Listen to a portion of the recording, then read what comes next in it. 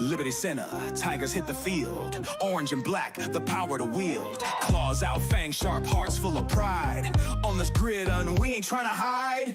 Quarterback's got an arm like a cannon. Linebacker strike, you don't know what happened. Running back cuts, defenders in the rear. Fans in the stands roar loud and clear. Hit Liberty, run that score high. Orange and black make them wonder why. Hit Liberty, show them what we got.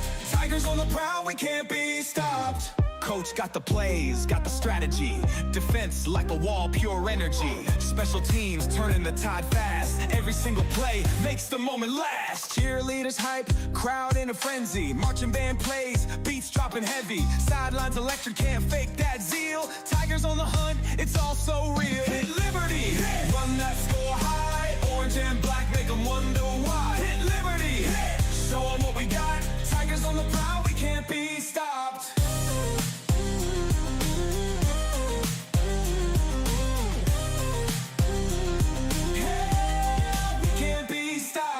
Welcome to week 15 of On the 50 with Coach Casey Moeller. Good morning, Coach. Good morning. Busy week, I'm sure, right? Yeah, it's holiday week and a big game, so it makes for a busy week. Well, and the big now you get to practice on Thanksgiving, isn't that? That's always the goal. The goal here. So last week's game, Genoa, all the way down in Fostoria, great facility, by the way. Did a great job. I know locker rooms, press boxes. They really laid it out. But Genoa came to Fostoria thinking, okay, this was going to be a game. We've averaged, 135 yards rushing and 160 yards passing. Liberty's defense just decided it was not going to be a game. Yeah, I thought our defense was the story of the game. Right from the get-go, we came out and kind of established what we wanted to do defensively and shut them out and kind of had them reeling from the get-go and made things difficult for them, and that was really the story of the game. Yeah, averaging 180 yards rushing a game. Had some very talented rushers, very talented receivers. They end up with 53 yards rushing in the first half, and I think when we looked at the game, they really didn't know what to do. And then the Jackson. Can't think of it. I just lost his name. Their good receiver, number 11, which is all conference, all league, all district. He just disappeared, and I think that's a credit to both coaching and scheming, and then the play of our defensive backs. Yeah, well, it was kind of a whole group effort with that. I thought we got really good pressure on the quarterback and made him uncomfortable, and we really kind of put the lid on the receiver. We didn't allow him to get deep on us. And at times we had guys underneath kind of double covering him. So we were able to kind of take him out of his game and force them to go to option 2 or 3, which they weren't super comfortable with, and then add on the pressure to the quarterback, and it made for, a good defensive game for us. Yeah, and we watch film of him. He's used to kind of rolling out one way and throwing back the other way, but the defensive pressure just basically took that away. He was essentially running for his life and a lot of plays. Yeah, and a lot of that pressure up the middle got him off his spot, made him uncomfortable. And like I said, the DBs did a nice job. A lot of times they were able to throw the ball up in the air throughout the season and let their receiver go make a play, and we just didn't let that happen, which is why we were successful in the game. Yeah, and we can talk about almost any player at any time on that defensive side of the ball, offensive also. But Max Walker ends up with 10 tackles. Just the linebackers just did not let anything happen underneath. But let's talk a little bit about the play of Deegan Schwagert. That was just fun to watch. Well, Deegan had a great game. He was filling in for Logan, who's banged up a little bit. But, Deegan had been off, with his own injury for a while, came back and has just been really, really hungry. And wanted to do the best he could for the team, and just played extremely hard, and really overwhelmed their center. He was hitting gaps and just being relentless. And when you play hard, you're going to give yourself a chance to be really successful. And Deegan plays really hard. He's getting better fundamentally, and just had a great game for us. Yeah, and when you go through statistics, you talk about tackles for loss, check. filling gaps in the line, check. Recovered fumble, check. I mean, just we were talking about the slasher movies in the press box about how he just was taking everybody down, taking everybody out, and just slashing his way through the line of scrimmage. Yeah, he's a senior, and I think with all of these seniors, they understand, the end is near here pretty soon, and so they want to make the most of the opportunities they have, and I think Deegan was a great example of that Friday, just wreaking havoc on their offense all night, whether it be the run game or the pass game. Throw special teams in there, and he just played a whale of a game. Yeah, checked all the boxes. Flip a little bit to the offensive side. I think this is one of the games that I have seen where both sides of the ball, we were just totally dominant on the line of scrimmage. I think our guards pulled multiple times when you saw a running play or a dive. You saw guards downfield, tackles downfield. Jackson Lonzak, will get to him in his game. He had a stellar game. But 5, 6, 7, 8 yards downfield, Kellen Weimer got flagged for essentially chucking a defensive back about 6 yards, but they were engaged. I think it was just kind of like, the big guy threw the little guy. We got to throw a flag. Yeah, there were definitely a little bit of that. But, our offensive line did a great job. We really, when you go back and look at it, didn't start out real great. We fumbled 3 of our first 6 snaps. And we didn't have any big, long runs, but at the same time, I think in the first half, we ran like maybe 20 plays, something like that. Half of them were passes and half of them were runs. So we moved the ball on the ground.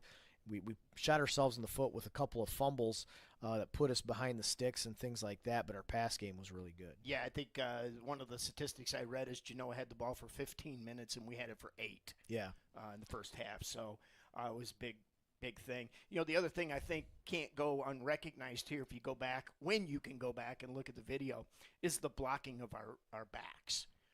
That was one of the things that stood out to me. Our backs were just, Thomas hits that line of scrimmage so hard. And, they got to the point where when he ran into the line of scrimmage, they had somebody on them. And just his blocking when he didn't have the ball was absolutely phenomenal. Of course, Gary Cruz. And then you really can't forget about Baxter Barrett. I mean, he's, Thomas gets a lot of press, Gary gets a lot of press, but Baxter Barrett's just been solid through the last few games at least. Yeah, he's really kind of turned it up here in the playoffs a little bit and elevated his game. But with the running back group really works hard on blocking. I mean, that's one of the things every day in practice, every week, we're working on different blocks, whether we're kicking out, whether we're coming down on a gap block, whether we're going to linebacker, whatever it may be, those guys are working really hard, and it's an intentional, we got to be really good because we know, as you move on in the tournament, you're going to get better and better players, and we've got to be able to block out in space. We got to be able to block at the line of scrimmage. So it's something all of them have worked extremely hard on. Yeah. And then let's get to Jackson Lonzak. And I do want to talk about Caden Kreinbrink because I think Caden had one of those very, very good, quiet games. But Jackson Lonzak, what a game he had defensively. And I think that set the tone really quick. On play number 3, he picks off and goes 52 yards with a pick-6 interception. Yeah, when you're in a game like that, you're a championship game, and you get a defensive score that early with a really good play like that, it really sets the tone, and it puts the other team on their heels quite a bit, puts a little doubt in their head. That's a team that hadn't been there for a number of years, and we've kind of been there. And I think when you can take their confidence away a little bit like that early, it only helps you. But that was a huge play, set the tone. You get a quick score like that, and you're getting the ball coming out of half. So it's almost like you got the ball first both halves in that situation. But Jackson, I don't even know if it's quietly having a fantastic year because he's had some big games. But he's an exceptional athlete, smart kid, and can do so many things for us on the field. Yeah, and his defensive coverage was great. Let's talk a little bit about his offensive production. Just everywhere you needed him to be. I know he the weather. We had some people go, whoa, if it wasn't rain, but it was raining for both teams, and the weather was inclement. But Caden Kreinbrink ended up 8 of 11 for 145 yards. So Jackson Lonzak was a big part of that.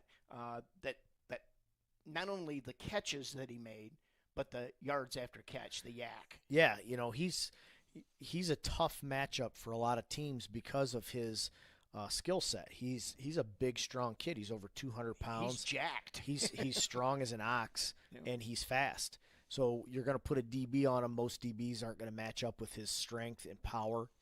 You want to put a linebacker on, most of them aren't going to match his speed. So he's just got a rare combination, and we try to get him involved as much as we can because he's such a weapon. He just had a phenomenal game. Caden was 8 of 11, and one of those incompletions was a drop that Jackson had on the first play. But the ball's slick, and he's kind of trying to get upfield. But that was a case where we wanted to get the ball to him out there in space because of the matchup. The DB that was on him was about 5'6", 150 it was wide pounds, open behind him. and we feel like if we can get him the ball with a head of steam going, he's going to be tough to bring down, and you're going to get positive yards. So, Caden played really well, put the ball exactly where we needed it, and Jackson was the recipient of that. Had some great catches, and then the running after the catching was just out of this world, because of his strength and speed and his athleticism. Yeah, and I love the reaction, and Jackson dropped that first pass. He just went over and just said, I don't need coach. I know I won't do it again. I just give me the ball. Yeah, a lot of times when a receiver drops a pass and, coach a lot of times is like, catch the ball. Well, no kidding. Yeah, that's what I'm trying to do. The guy knows he dropped the ball, and a lot of times they know why. If it's I'm turning my head up to get upfield or something like that or whatever. So, but he bounced back from that, and that just shows he's pretty mentally tough. Yeah, and I think the combination of run-pass plays, I think, was a great job by the coaching staff. Gary Cruz out in the flat, as well as Jackson Lonzak, is another beast that just, he'll outrun the linebackers. And I know I saw in a couple of the plays towards the end some good business decisions by some defensive backs of just going, he's in the corner. Coach, I'm going to dive. Right. But I'm not going to let Gary run me over. Well, I would say Jackson and Garrison are very much the same type of threat when you get them in the secondary. Their size and their speed and their power combination is a lot for a lot of DBs. So if we can get the ball to those guys out in space, good things usually happen. And we're getting Gary involved in the pass game, is been pretty big the last couple of weeks because typically those are one-on-one matchups, and we like our chances with those. Yeah, and I think one of the other things we've seen is using Gary as kind of a decoy. Of course, everybody's going to be keen on 30, and you run him out or run him across the formation. You tend to see the linebackers shift in that direction, thinking, okay, and then here comes Thomas Muller, here comes Baxter Barrett, here comes Jackson Lonzak, and then, oh, by the way, Max Walker and Deegan Schwager is going to be leading that group somewhere. So great combination, great job by the coaching staff. I do want to say one other thing. I saw Nick Miller do something I have never seen him do, which is high-five Deegan Schwager coming off. I think Nick was about as excited as Deegan for the game that Deegan Schwager had. Well, and a lot of that credit goes to Nick and Todd Spangler, Owen Box, those guys that coach the defensive line. They're heavily invested, and when those guys have success, it's like your own kid out there having success, and there's a lot of pride there, and the coaches are very proud of their position groups, and they should be. They're coaching those guys up. We've got a lot of talented players on our team, but early in my coaching career, I was at a clinic and heard a coach say, talent only gives you a chance. And so when you've got talented players like what we do, you got to coach them up, and our assistants do a great job of that. Yeah, and that's been kind of a staple of your tenure here is your coaching staff. I think you guys, it's really kind of a cool thing to see. You're all friends. You all get along. The majority of them are Liberty guys that have been here, long tradition. I know we've got a couple guys that are new to the staff or newer to the staff, and they bring some pretty cool perspectives in.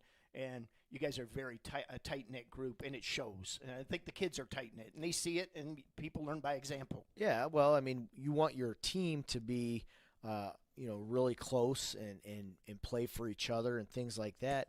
You got to have a staff like that too. If your staff is in turmoil, the kids are going to see that, and they're not going to be as tight, and they're going to start to, divide and have cracks. And I think our staff just does a great job of, being a good example for our players. Yeah. All right, before we move on to the Indian Lake game this week, the semifinal, let's talk a little bit about special teams, because we can always talk about offense, we can always talk about defense on a lot of teams, but I love talking about Liberty Center special teams. I mean, Adam Foster, one of the gunners, just involved in everything. Somebody forgot to tell him he's 5'4". I don't know that he cares. He might know. Then, punt returns and coverage. And I think, in the opening kickoff, I think Genoa, that had been one of their staples. They were 20-plus yards on returns and kickoffs.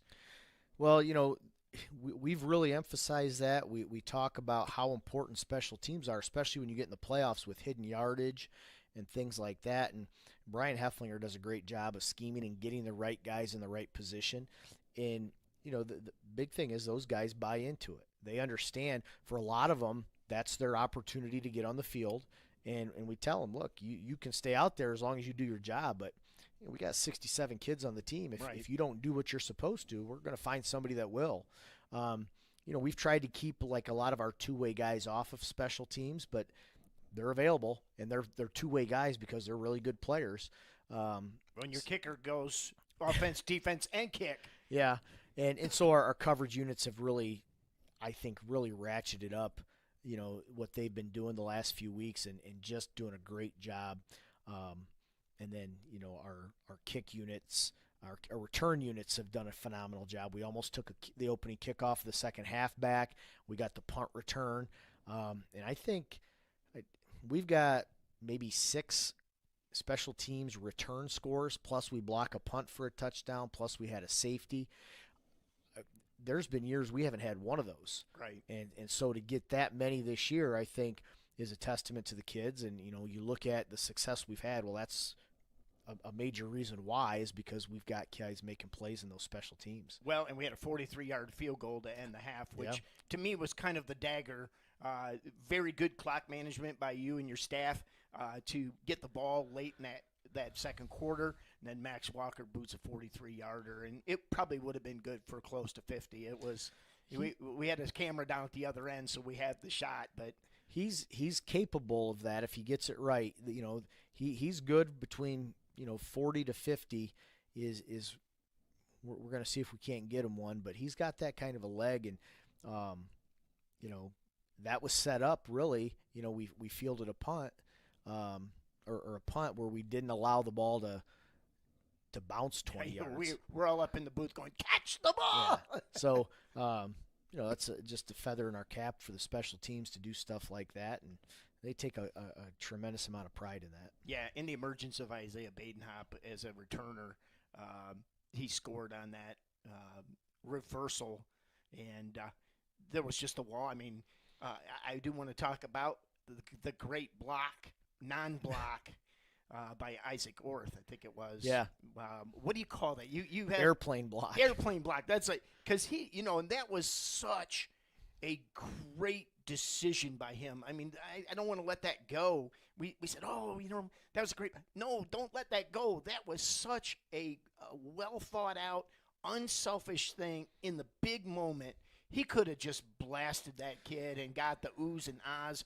But very smart play. And a 15-yard penalty. Absolutely, and it called back. Right. But a great play by him. So, starting with Isaiah, he's a tremendous athlete.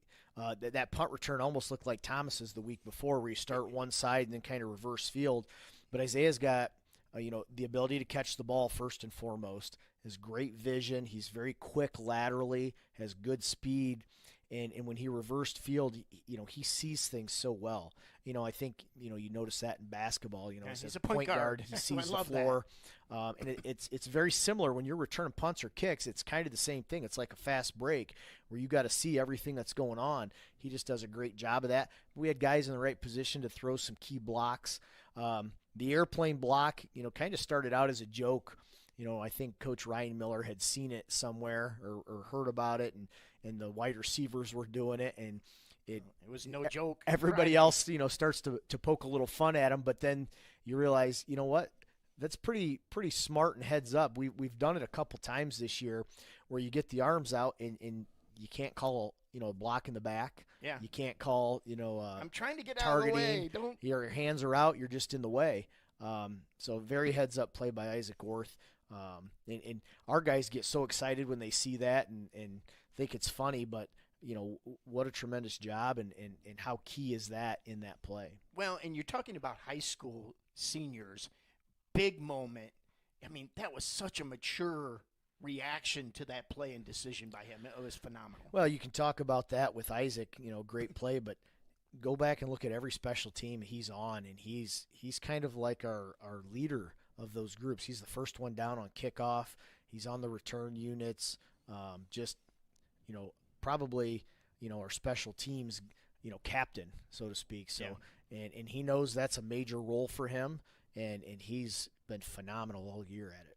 Okay, well, let's move on to Indian Lake, which will be the state semifinal. 11-2, they come out of the Central Buckeye Conference down there. 6 teams in their league. They call it the Mad River Conference. I don't know where that came from, but that's the name. So Indian Lake's played some tough teams.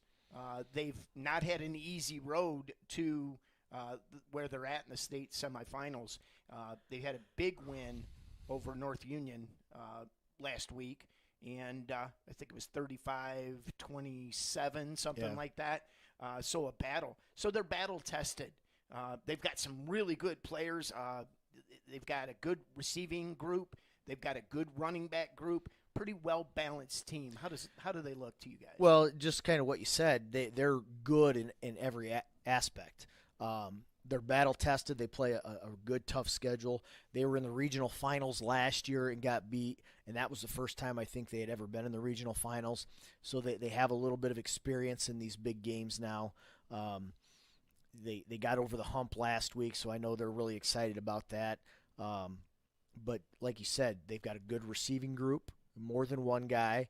They got a quarterback who's good, big, strong guy who's kind of a dual threat. They've got a running back who's pretty explosive, and they've got a line that's good. They're not throwing out like Division I linemen or anything, but as a unit, they play really well. Defensively, it's kind of the same way. They've got a good defensive line. They've got good linebackers. They don't give up a lot of big plays. So when you do that in playoffs, you give yourself a chance and you put yourself in position to be successful. And these guys have been in some tight games, and they know how to win them. Yeah, their quarterback, you talked about him. I think it's Galladay is how you say it. So he has 6 rushing TDs, 2,200 yards passing this season. So a lot of versatility there. Yeah, and they attack the passing game in a lot of ways. They've got a great screen game. Some quick bubbles and slip screens outside to get rid of the ball quickly, but then they can go downfield. They've got a couple receivers with good size, like 6'2", 190 pounds, which can be a matchup problem when, most DBs are 160, 170 pounds, right. Maybe 5'10", 5'11". So they've got a couple inches, a few pounds on you, and then they got the running back who can run really well, and the quarterback's capable of running. So you've got to defend from sideline to sideline and end zone to end zone because they'll take shots down the field as well. Yeah, and they're one of the few teams that we've looked at in the playoffs or even all year. They've got a 1,000-yard rusher and a 1,000-yard receiver, and the quarterback's not far behind. So right. Very solid group of people. I want to talk a little bit about they've got a sophomore defensive tackle, offensive guard that's got 19 sacks total on the year. Very productive, very good. I watched a little bit of film, whatever I could find online, but very quick and very good with his hands. Yeah, he's kind of like a Grant Smith type or the Barbara kid from Liberty Benton. Who it those type where they're Barbera. not super big, but has a great combination of size, quickness, good with his hands, and he's very relentless. You know, he's their best D lineman, and he plays hard on every snap. So he can run things down from behind. He's good at the point of attack, and he's only a sophomore. Right. And he might be the coach's kid. I mean, they have the same last name, yeah, so I'm assuming that, which means he's probably coached up pretty well at home. But he's a kid we're going to have to contend with and make sure we keep him out of our backfield for sure. And I think, talk about coaches' kids. Obviously, you've got a son on the team, but I think many coaches' kids start out as ball boys, start out as Aaron, go get this, go get some water, water boys.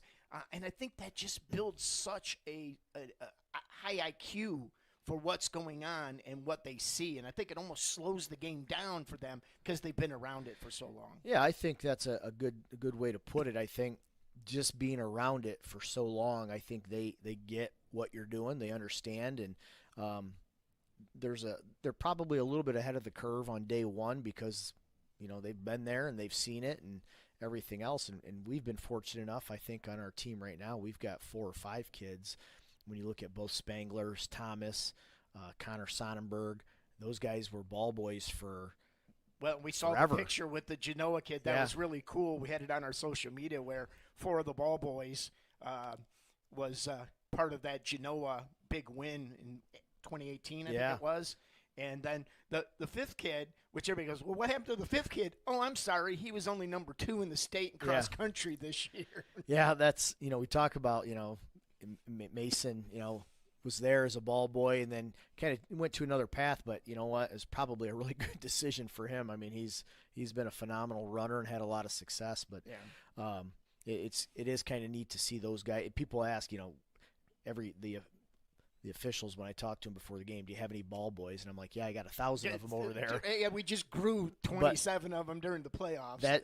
That right there is why you got all those guys on the sideline, because you want them to be a part of that, and it helps develop in the love for the game and understanding what's going on, and hopefully they have the same kind of success these seniors have had. Well, and the commitment and the love of the game in this community has just been crazy. I won't mention his name, but a guy that I know, he come home and his son, I think he's 7th grade, 6th grade maybe, going into 7th grade, going into junior high. He comes home and they couldn't find him, and he was downstairs lifting weights. Why? Because he wants to get ready for football next year.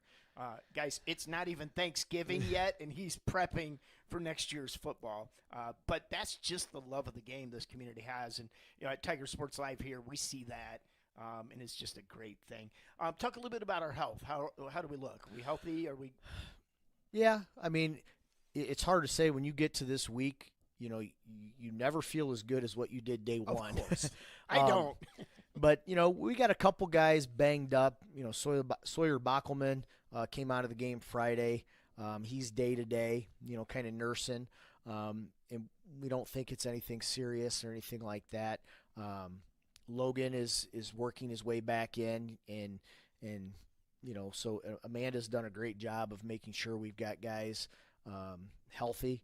And having a plan for guys who maybe have, something going on.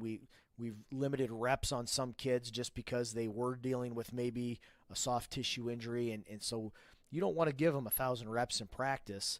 You want to give them enough that they know what's going on. They stay, kind of sharp, but they're able to go on Friday. So kind of been trying to do that for the last 3 or 4 weeks. And, I think we've done a good job of that so far. For the most part, we're pretty healthy and hopefully continue to be. Yeah, and I think 2 things with that. You always talk about taking care of your body, and I think we've done a very good job of that this year. Of course, Amanda's second to none.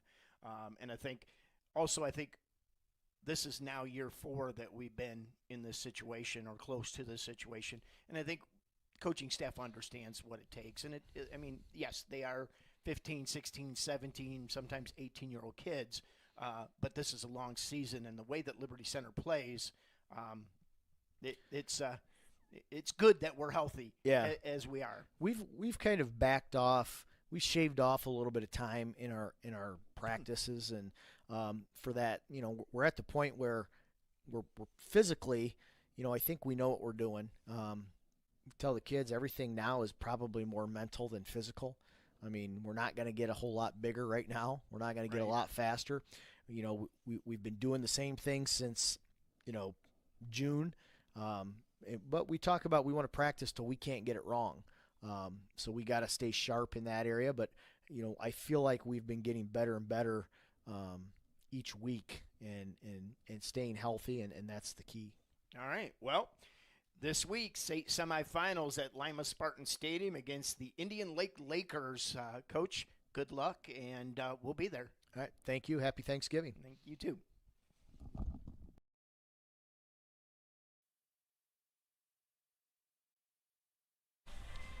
Well, good evening, Tiger sports fans. Tonight, here from Lima Spartan Stadium, it's the state semifinals. The Lewistown Indian Lake Lakers come to Lima to take on our Liberty Center Tigers. I'm Mark the Captain Bly, and on the call tonight will be Mr. Spike Whitman, but in the pregame here, Mr. Scott Barrett and Brian Babcock. Guys, this is just it. Cold, clammy, after Thanksgiving state semifinals. You couldn't really ask for more, but I guess I can. I'm going to ask for next week. There you go. And good to have Spike Whitman back on the call, and after missing a week for getting banged up a little bit, and Spike's He's still pretty banged up, but we're going to take him anyway. He's playing hurt here in the state semifinal in Jigo. Obviously, this is the game before the game, and Liberty Center has had some success when they've gotten this deep in the playoffs, and a state semifinal against a pretty good football team here in Indian Lake, the number one seed coming out of the Region 20.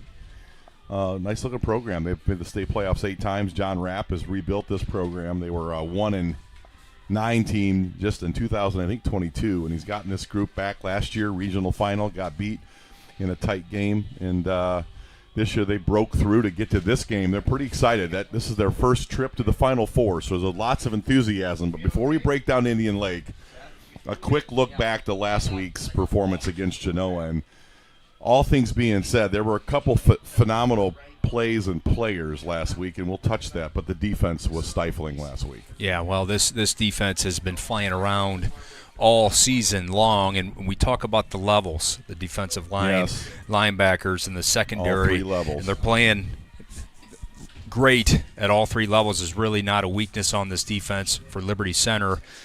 They have the ability to turn you over. They have the ability to pressure you. They have the ability to sack you. And then we have some explosive linebackers that you can bring some pressure and create some havoc. And when we turn you over, a lot of times that turns into instant points, and that has been happening a lot for the Liberty Center defense. Let's talk about how that happened last week. Jackson Lonzak with the early interception to set the tone, and you made the call. We joked about it, but we knew the Genoa quarterback was gonna put the ball up a little bit, and you would have liked to see him run the football more, but he wanted to sit in that pocket. He had a couple big-time targets in Liberty's front 3 without a lot of blitz pressure. Pushed that pocket. He got off of his spot and made some critical errors last week. Big, and Jackson Lonzak pick 6 to start that game. Yeah, what a start on that first drive. He and snatched it too. You're right. He went up high, got that ball. To have the vision to go on the opposite field, kind of cut it back. And we've seen when that guy gets in open spaces, there's not a lot of people that are going to catch him.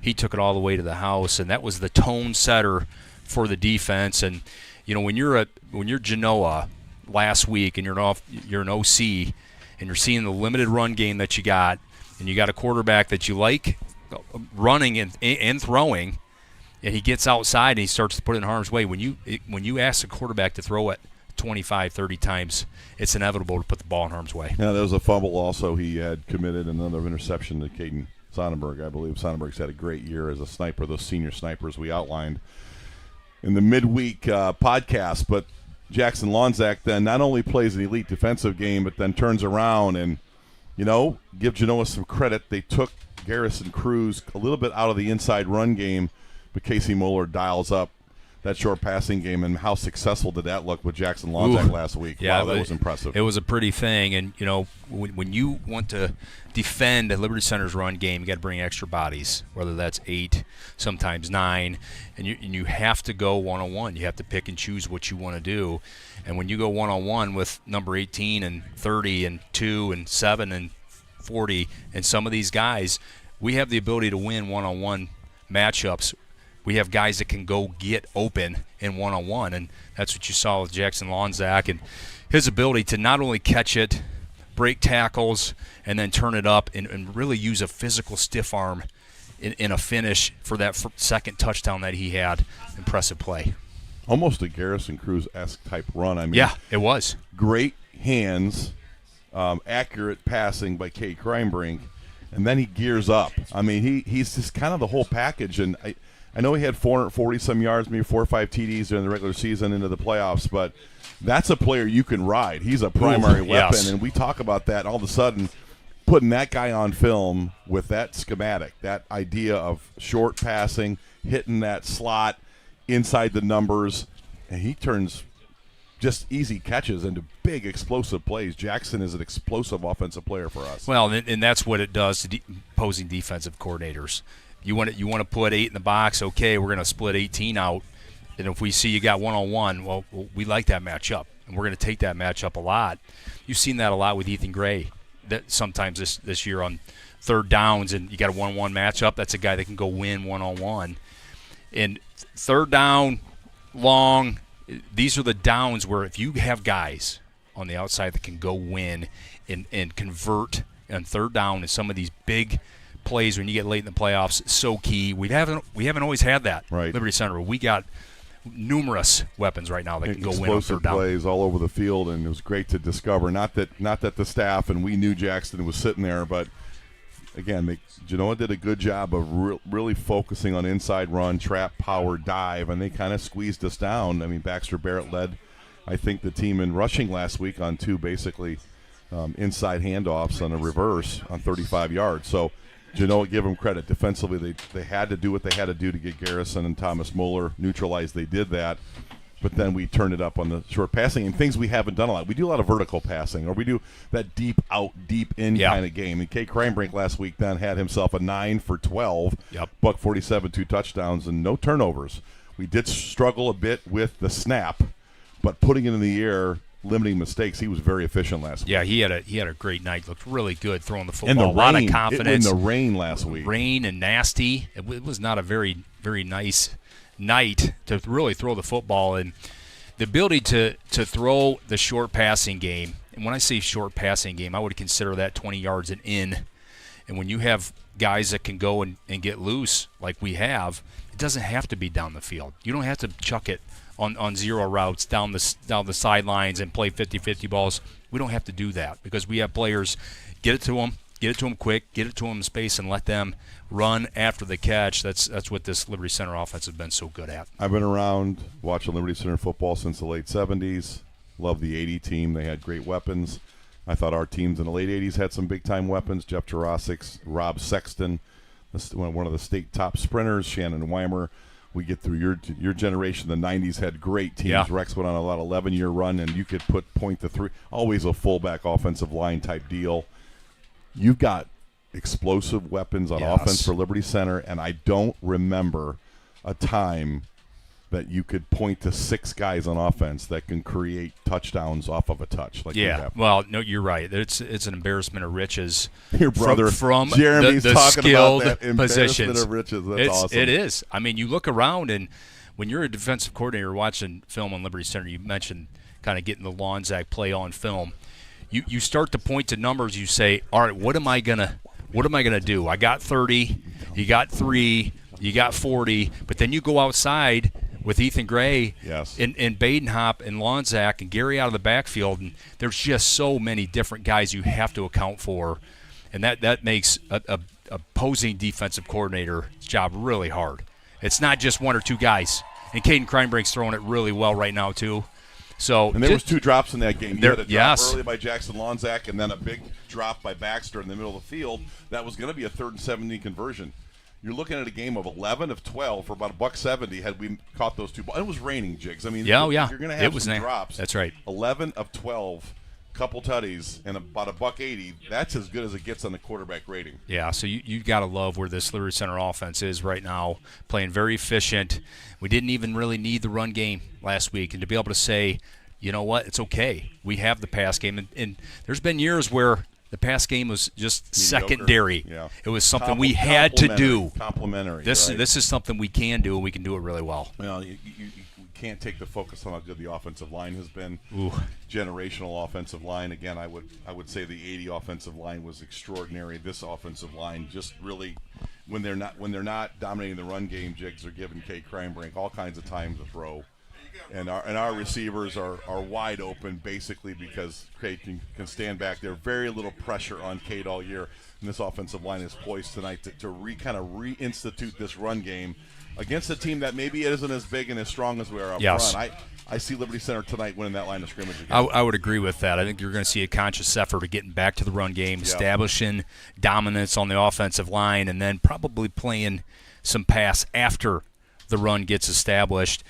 And you're right. This offensive line, I mean, they've been great all year. And when you can put a quarterback upright like Caden Kreinbrink with the arm that he has, and he can survey and check one, size, check two, size. Check three. Yes.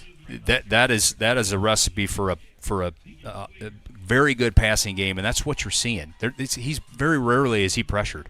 Very rarely. We saw a little bit of pressure against Archbold, and that's when you kind of saw some of them turnovers. And when they got that cleaned up, it's this offensive line is playing at a very high level. Let's switch the conversation to the other extraordinary performance in senior Deegan Swigert. A one-man wrecking crew. I mean, he just basically shut Genoa down virtually single-handed. Now, granted, we had great play from our tackles, and Spangler played very well. Sawyer Bachman, who will not be with us tonight. Sawyer Bachman may be out the rest of the year with a hip injury. But obviously you're getting great play from Weimer. But talk about Deegan Swigert, what he did in the run game, what he did in the turnover game, what he did in the pass rush, all from that 0-1 technique and nose guard. Missing Dippy last week. Yeah. Cifuentes is out, and you're thinking, oh, man, what are we going to do? You're missing Cifuentes. Wait, we got an all-star studded performance from Deegan Swigert. Yeah, you love to see that from your senior. Deegan's just been a great contributor to this team, really for 3 years. He's been special teams his sophomore year on up, and then been a great rotator on offense and defense. But to have a senior step up and to have that type of game, that is something you dream of as Deegan Swigert. And that is something that you need as a football team. When you have a frontline guy go down, you need somebody else to step up. This team's been doing that a lot. Deegan Swigert did it last week in a dominant way. Just his ability to win. He was just in the backfield, snap, and it was like, boom. He was just disrupting everything that Genoa's offense was trying to do. And that's as good of a D-tackle game that I've seen in a long time. I don't see 7 tackles, 2 sacks, and just in a fumble recovery. Wherever the ball was, Deegan Swigert it was there. impressive. It was next level. I remember a nose guard back when I played, and we talked about him a little bit. Joel Zimmerman, just this bad dude, short, leverage, could bench press you, was faster than you, unblockable. That was Deegan Swigert last week. Special teams has been an unheralded part of what we do here. Last week, you get a big return by Isaiah Badenhop, and I think that's his second return for a touchdown. It is. Yes. Believe. You saw this very early when we were all saying, Ike's kind of young and got some speed, but going to have to grow into it. He's grown into a heck of a Ethan Gray, good returner, but Isaiah's kind of made that his signature position. Yeah, he has. Good defensive back, too, Jigs. Not saying that, but what he's doing on special teams is excellent. And starting to mix in a little bit at receiver. Yes, he had a nice catch there last week, and he has the ability to go get loose after the catch. Yeah, he has a knack. He has a strength. knack for vision. Shaking that first half. And he can really get going and quick. He's quick. There's fast and then there's quick. I think he's both. He can go one side, break a tackle, then he's flipping the field. I think both of his returns this year have been kind of flip fields. Yes. Boom, miss tackle, flip the field, get to the wall, and he's gone. And you can't say enough about scoring on special teams, how important that is when you get late in the playoffs, when you can steal one like that on special teams and actually score. So important. Jigs, I think we've scored 115 points on special teams. We've given up 64. I think that's the numbers. I believe that's unofficially. Just think about that. We're giving up a little bit less than 3 points a game, and our special teams is providing that complementary football, not just with the return game, but we're doing such a good job on our coverage teams. Yeah. That's been almost a highlight reel of future stars great young players, and just really started to see that blossom into almost a defensive possession for us. Well, you see players so hungry because there's so many sophomores and juniors and sometimes seniors on that because it's the first glimpse that they get to get on the field, right? And you've got a bunch of hungry players out there, and the kickoff team continues to pin people within the 20, sometimes in the within the 10-yard line. And when you ask a team to drive it 70, 80 yards on every single drive, that is a daunting task with the way that this defense is playing. So I think the field position, not only on our kickoffs, but our punts. Caden Kremprink's been a great punter all year, and the way that we cover, I mean, we are surplus in the yards on special teams every single game. I'd like to actually do the math and see. I bet it's sometimes hundreds of yards that we are plus versus like, okay, we're kicking off, they're getting to the 20, they kicked us, we get at the 40. That happens constantly, and that is such a underrated part of Liberty Center's game. It helps the defense because you're making them drive 80 yards. You say that all the time, Jigs. Cade's gotten these guys punting them inside the 10. That's 90-plus yards you got to drive against a suffocating top end of the state defense in Division 5. So you're dead right. The special teams has been spectacular. I want to point out a lot of players to talk about on special teams, but I've liked Isaac Orth and Tatum Murdoch have been stars. Great tacklers. Tatum's a big-time hitter, and you're going to see a lot more of Tatum Murdoch as he grows into a fabulous starter next year as a junior. Let's talk about Indian Lake a little bit. Southwest Ohio, near Russellville, Lakeview, Russell's Point. You know, one thing I read about this community, they had a big tragedy, a big tornado in their community years back, and their community kind of rallied around that. And Liberty Center kind of had that too out in Swan Creek. Mm-hmm. That kind of galvanizes the community. And John Rapp's been there 5 years. He's 36 and 22, and I think that spirit of that community has gotten behind this football team. They've made 8 playoff appearances. It's a community that it has a lot of different small towns that contribute to the school. We talked about you're a big fisherman.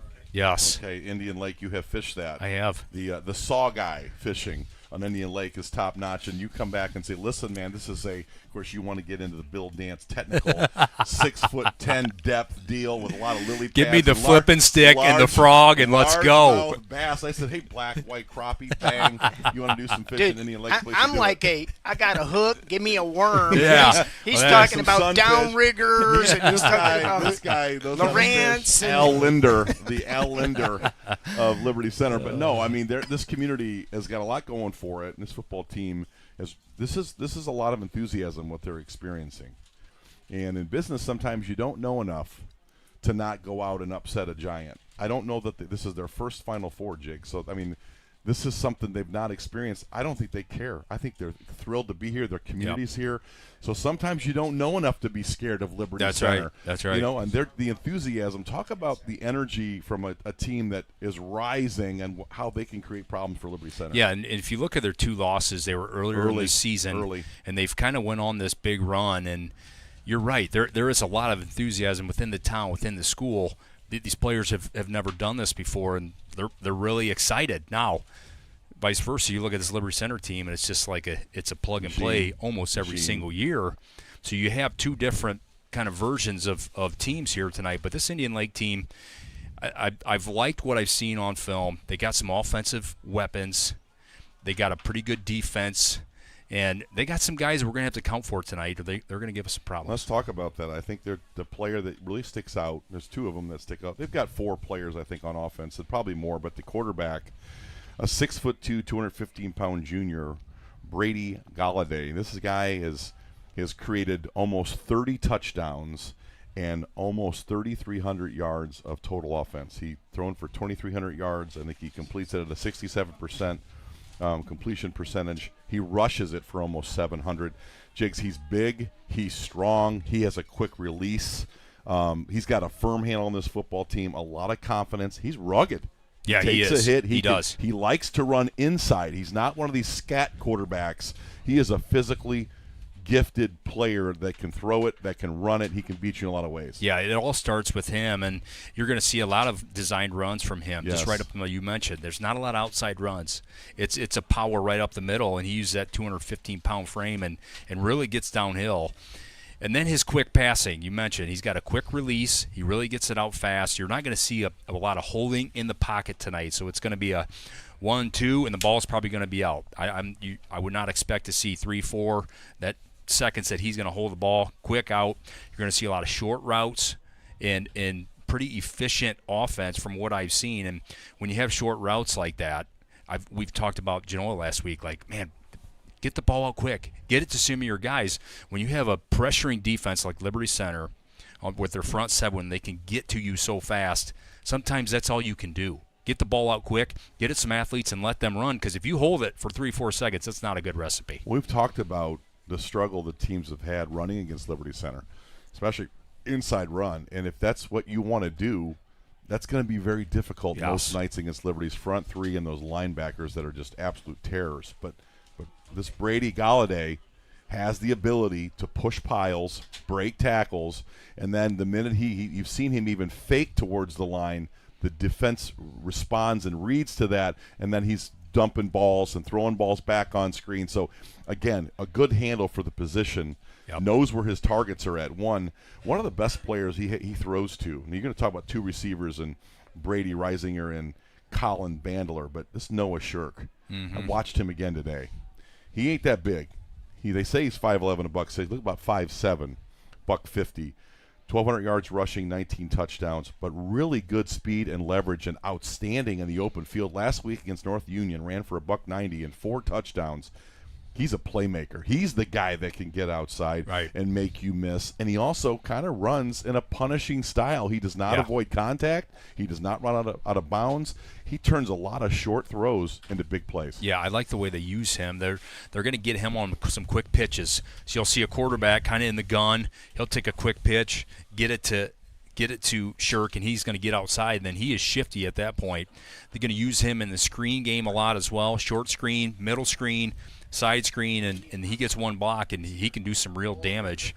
And you're right. You look at him, and you're like, wow, he's not that big of a guy, but he runs hard, and he can break tackles. He's explosive. And he's got some juice to him. You know, one of the plays I've seen over and over again is this Brady Galladay throws a kind of a throwback screen. Noah Shirk catches that thing, and he then starts to maneuver himself down the field and finishes runs. Those are some big plays for them. Those throwback screens, those little swing passes, and Noah Shirk, a guy to watch tonight, number 5. He is a senior. Last year on their regional team, he's back for that. I really like their receiver. The player of the year in the Central Buckeye Conference, this Brady Reisinger. Brody. It's a Brody. I got Brody. I can't get that right. I've been doing that all week. But 6'2", $192. He's the player of the year, 81 catches for 1,100 yards and 14 touchdowns. It seems like every week, Jigs, we're seeing an alpha receiver that's a game breaker. Big touchdown guy, a big leverage guy, 50-50 ball. We talk about it all the time. They got their guy in Brody Reisinger. Yeah, they get him open in a lot of different ways. They can run him deep. They can run him short, and he'll win 50-50 balls. And they like him in the screen game too, where they'll get a lineman down, they'll get a slot guy, get a block, kind of little throwback screen, and he kind of does the rest. And the numbers speak for his playmaking ability and his game-breaking ability. That's a guy we're going to have to keep an eye on. Not as much like McNone last week, who's kind of 50-50 guy. I would call this guy a little bit quicker, maybe a little bit more speed. Crisp route runner. He is. He's a good route runner.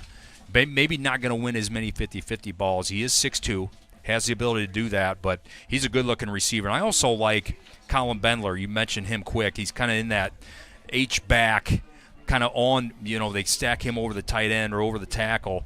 They'll run him kind of on the short little out routes. They can kind of give it a reverse to him at times, and he's a nice-looking receiver out of the backfield there as well. They do a lot of trips to one side, single receiver on the other.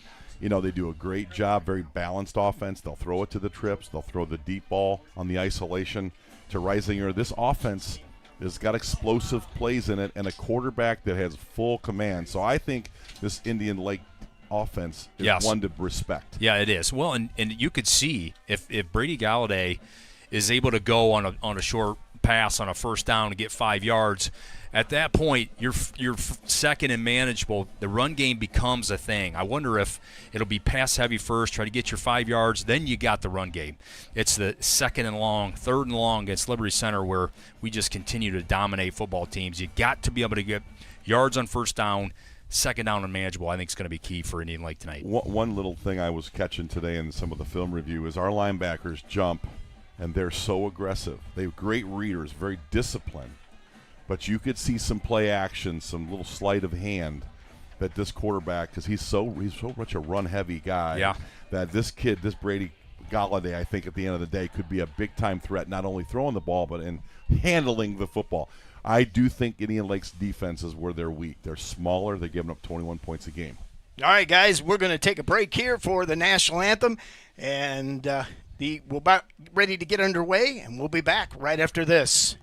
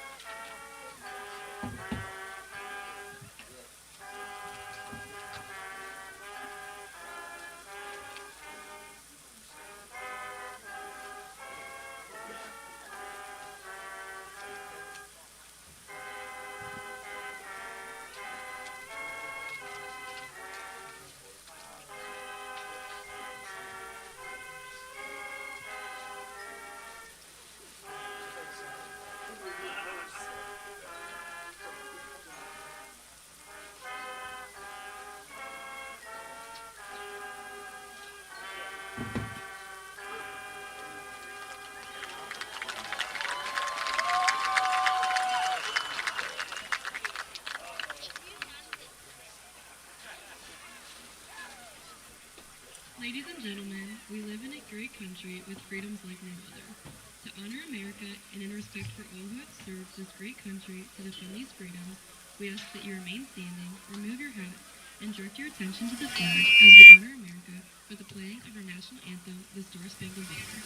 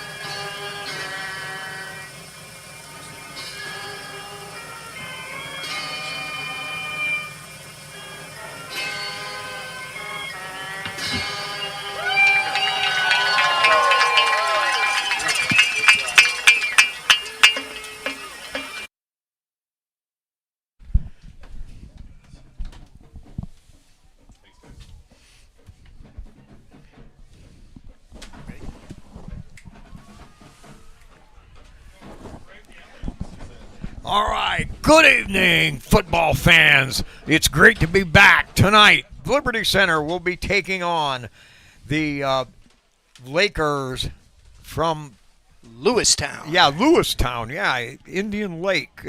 I know it by Indian Lake. We used to play softball tournaments there. But what a great night. I mean, we're in week number 5. Believe it or not, Tiger fans, we are back. Now we're on the verge. But you know what? The verge doesn't mean a ding-dong dilly until you win the verge, and then you go to state. But right now we're up against a team that has got some credentials.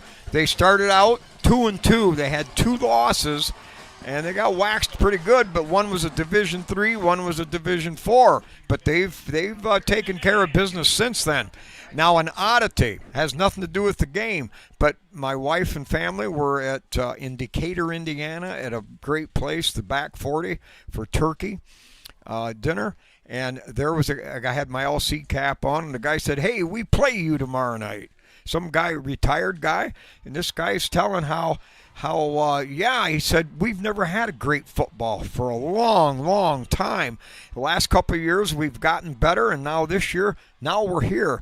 And we talked for a few minutes, standing in line, and the guy says, "Yeah," and he said, "We know Liberty's got a great reputation for a football school, but everybody's loose. They're happy to be here." Just what you two guys alluded to, you and Scott, Yes. beforehand. So when what that promotes into the game, I'm not sure yet. They're footloose and fancy free, but we're well schooled and well generaled to take on the business of taking care of business. They're playing with house money. House money, I like that. Yeah, it's certainly good to be back here playing on Thanksgiving again, Yeah, Spike. You know, it's kind of been a tradition here the last few years. You got the Lions Thursday, which they didn't win. You got the Tigers here Friday night, and then the Buckeyes on Saturday. Boy, it's been great to continue to play here on Thanksgiving weekend for Liberty Center. And it's just become almost the norm here of late. Watching the kids, I was limited to how much practice I could actually watch, kind of being laid up a little, but they have such a great attitude. It's excited, it's exuberant, but it's very well controlled. And I think when you can channel those three things together, controlled mayhem, if you will, yes, and the coaching staff has done a terrific job to keep these guys focused, pointed, and going in the right direction mentally. That is the biggest thing for the last month for the coaching staff, is to keep these guys intact. Keep an eye on number 21 here, Brody Reisinger, back. He is one of their playmakers on offense. He's back deep.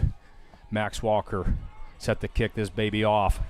Hey, you mentioned Crime Brink. I want to get this in. He punted this year. That was one less thing that Max Walker had to do. He does everything on this football team. Here we go. All right, set to kick. Max Walker back. Ball placed at the 40. Liberty Center will be kicking from left to right. Here we go. High end over end. That's going to come down at the 13-yard line. Return up the right side. Gets around the corner and turns, makes a spin, gets a good return out over the 30-yard line. Pretty good return there for Reisinger. Kind of got outside of our coverage. Got it past the 30. That is pretty rare for this Liberty Center kickoff team. Right, to let them outside the 30.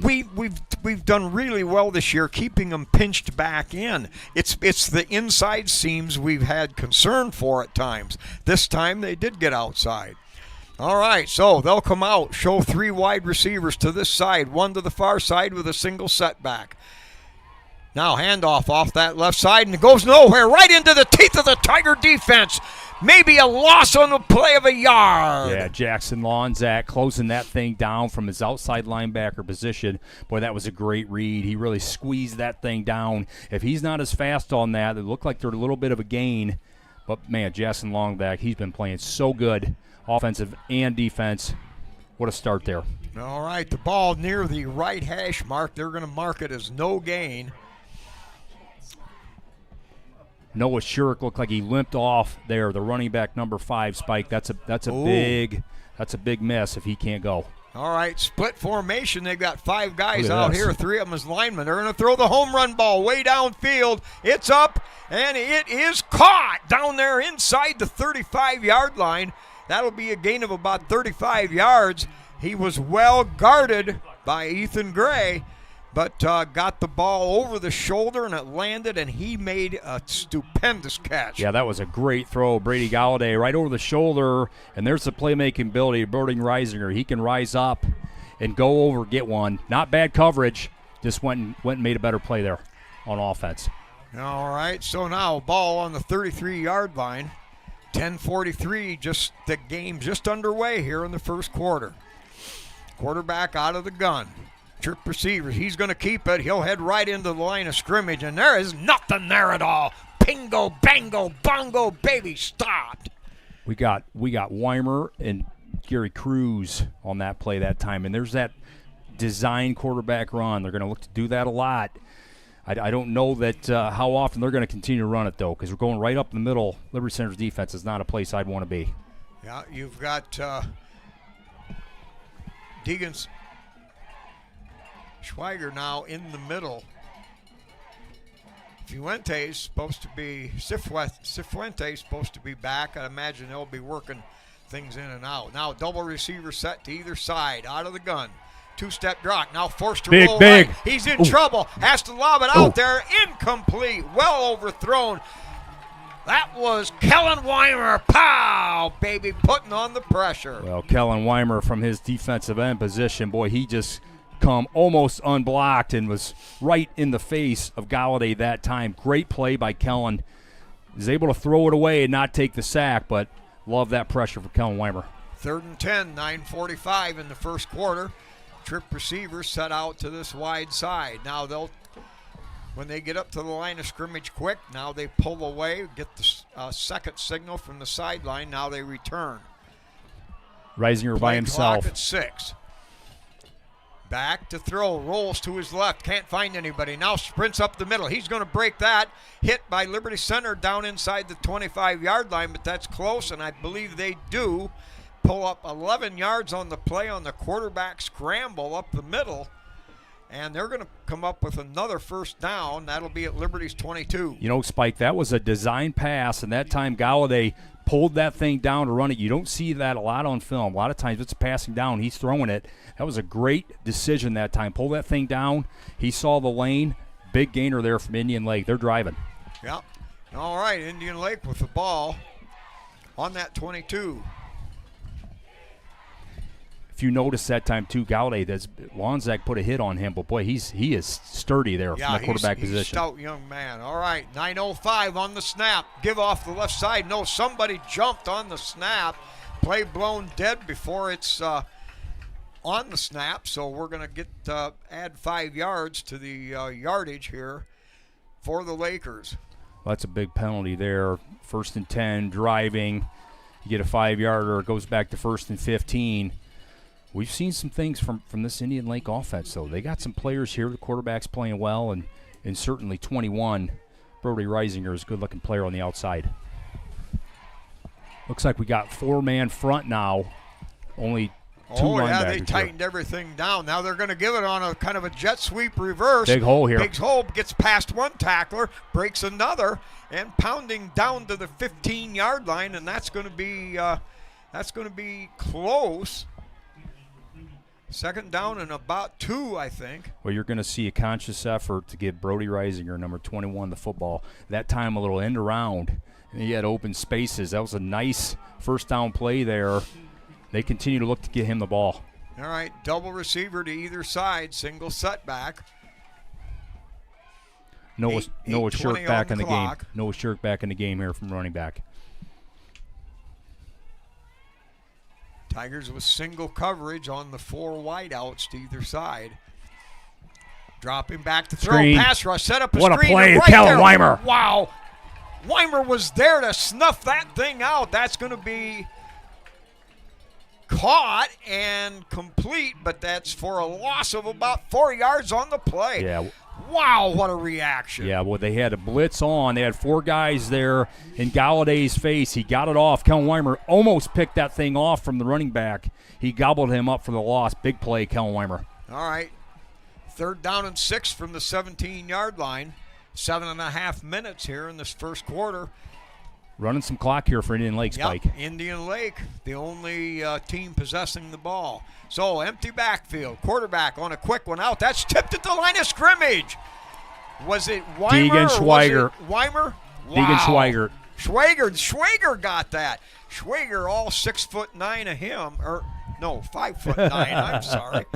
Well, that is going to be a factor here tonight on these quick routes for the defensive linemen to get their hands up, get in those passing lanes. Great job there, Deegan Schweiger, picking up where he left off last week. They're going to go for a field goal here. So from the 17-yard line, it'll be a 35-yard field goal, kick up on the way. It's good. It made it over the crossbar by inches. That ball never got above the uprights at the top. It was a low line drive, and it hung on for dear life. And at 7:14 of the first quarter, Indian Lake Lakers take a 3-0 lead. Well, Spike, if you're Indian Lake, couldn't draw it up any better than that on their first drive. This is a team that's we've mentioned several times now, been here for the first time. And to be able to have a drive like that against this stout Liberty Center defense, great drive there, Indian Lake, and to be able to finish that thing off on a longer field goal that time. They do have a kicker, and he does kick it. I've seen him hit close to 40-yarders. What'd you say that was, Mark? Pickanu was his last name. Good-looking kicker, so good drive here for Indian Lake. They've come to play. 2 key plays. 35-yard bomb down the sideline, and he threaded a needle to get that in there for the catch. And then, of course, that scramble on third down needed 10, got 11. So, all right, Tigers have seen what they've got. Now it's Liberty Center's turn to take over. So, kicking off from right to left here. Low liner. That's going to hit it about the 15-yard line. It'll go out of bounds, and Liberty Center now will get field position a little further up the field with that ball going out of bounds around the 15. Yeah, this is going to be a good start here for Liberty Center, starting at the 35. Oh my. With that ball kind of going out of bounds there, and that's just I'm kind of surprised because they got a good kicker that can really pin you deep. Kind of surprised they weren't able to pin that thing down there a little bit more. All right, so 1st and 10 for Liberty. 7:14 on the first quarter clock. They come out.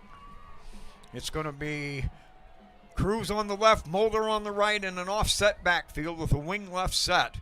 Give to Cruz, straight up the middle. Cruz rows over one. He breaks another one, and pounding through. He carries two tacklers all the way down inside the 40-yard line to the 37. Oh, Gary Cruz, look out, big hole there. Looked like a one trap to the left side, and boy, there was a big hole. And you give that guy some open space. Look out, breaking tackles along the way, carrying a few dudes to finish that run off. Gary Cruz, what a start on offense. Yeah, 28 yards on the gain. So now 1st and 10 at the 37-yard line of the Lakers. 6:40 left here in the first quarter. Tigers with the strong formation to the right. Drop back, throws underneath to Cruz. Cruz straight arms one, breaks to another one, and pounds his way down to the 32-yard line. Pick up a 5. Just a little swing pass that time to Gary. Give him the ball in space. Was able to break a tackle. Get a nice 6 yards there on first down. I like that plays. We talked about the short passing game. You don't got to throw it down the field. Give it to your playmakers in space. Let them go. All right, Sonnenberg spread out wide to the far side. Wing right package with Cruz on the right, Mulder on the left in the backfield. Now they're going to shift out of there. Barrett is now the wing on the far side. Here's the give to Mulder on a power following Walker. Breaks that. Ooh. Trips. Bangs forward for 3 tough yards. Walker took on the lead defender there, but help came along and held him to 3. Thomas was just one tackle away there, and he was off to the races, I think. Somebody able to kind of get a hold of his shoe that time and trip him up. Going to bring up a 3rd and short. All right, clock running at 5.5 minutes to go here in the first quarter. If you just joined us, the Lakers lead it 3-0. Now motion back this way. Straight drop. They're going to throw underneath the coverage to Gray. Gray trying to find a block. Slips past one. Spins off another tackle. And he's got one blocker left. He bangs away from the 5 down to the 3. And it's a big gain for Liberty Center. 26 yards, and the Tigers inside the 5-yard line. First down. Boy, that was a great individual effort. Ethan Gray that time. He had the screen to the short side. He was able to, they got the first block. He had another safety coming up. They would make him miss. Broke another tackle and almost got that thing in the end zone. Great play, Ethan Gray. And good downfield blocking once again. All right, 1st and goal on the 3 at the 5-minute mark of the first period. Now the Tigers shift out. They've got old crew spread out wide to the far side. Wing set, in motion Gary. They're going to give straight up the middle of the Muller into the end zone untouched. It's a Liberty Center Tiger touchdown.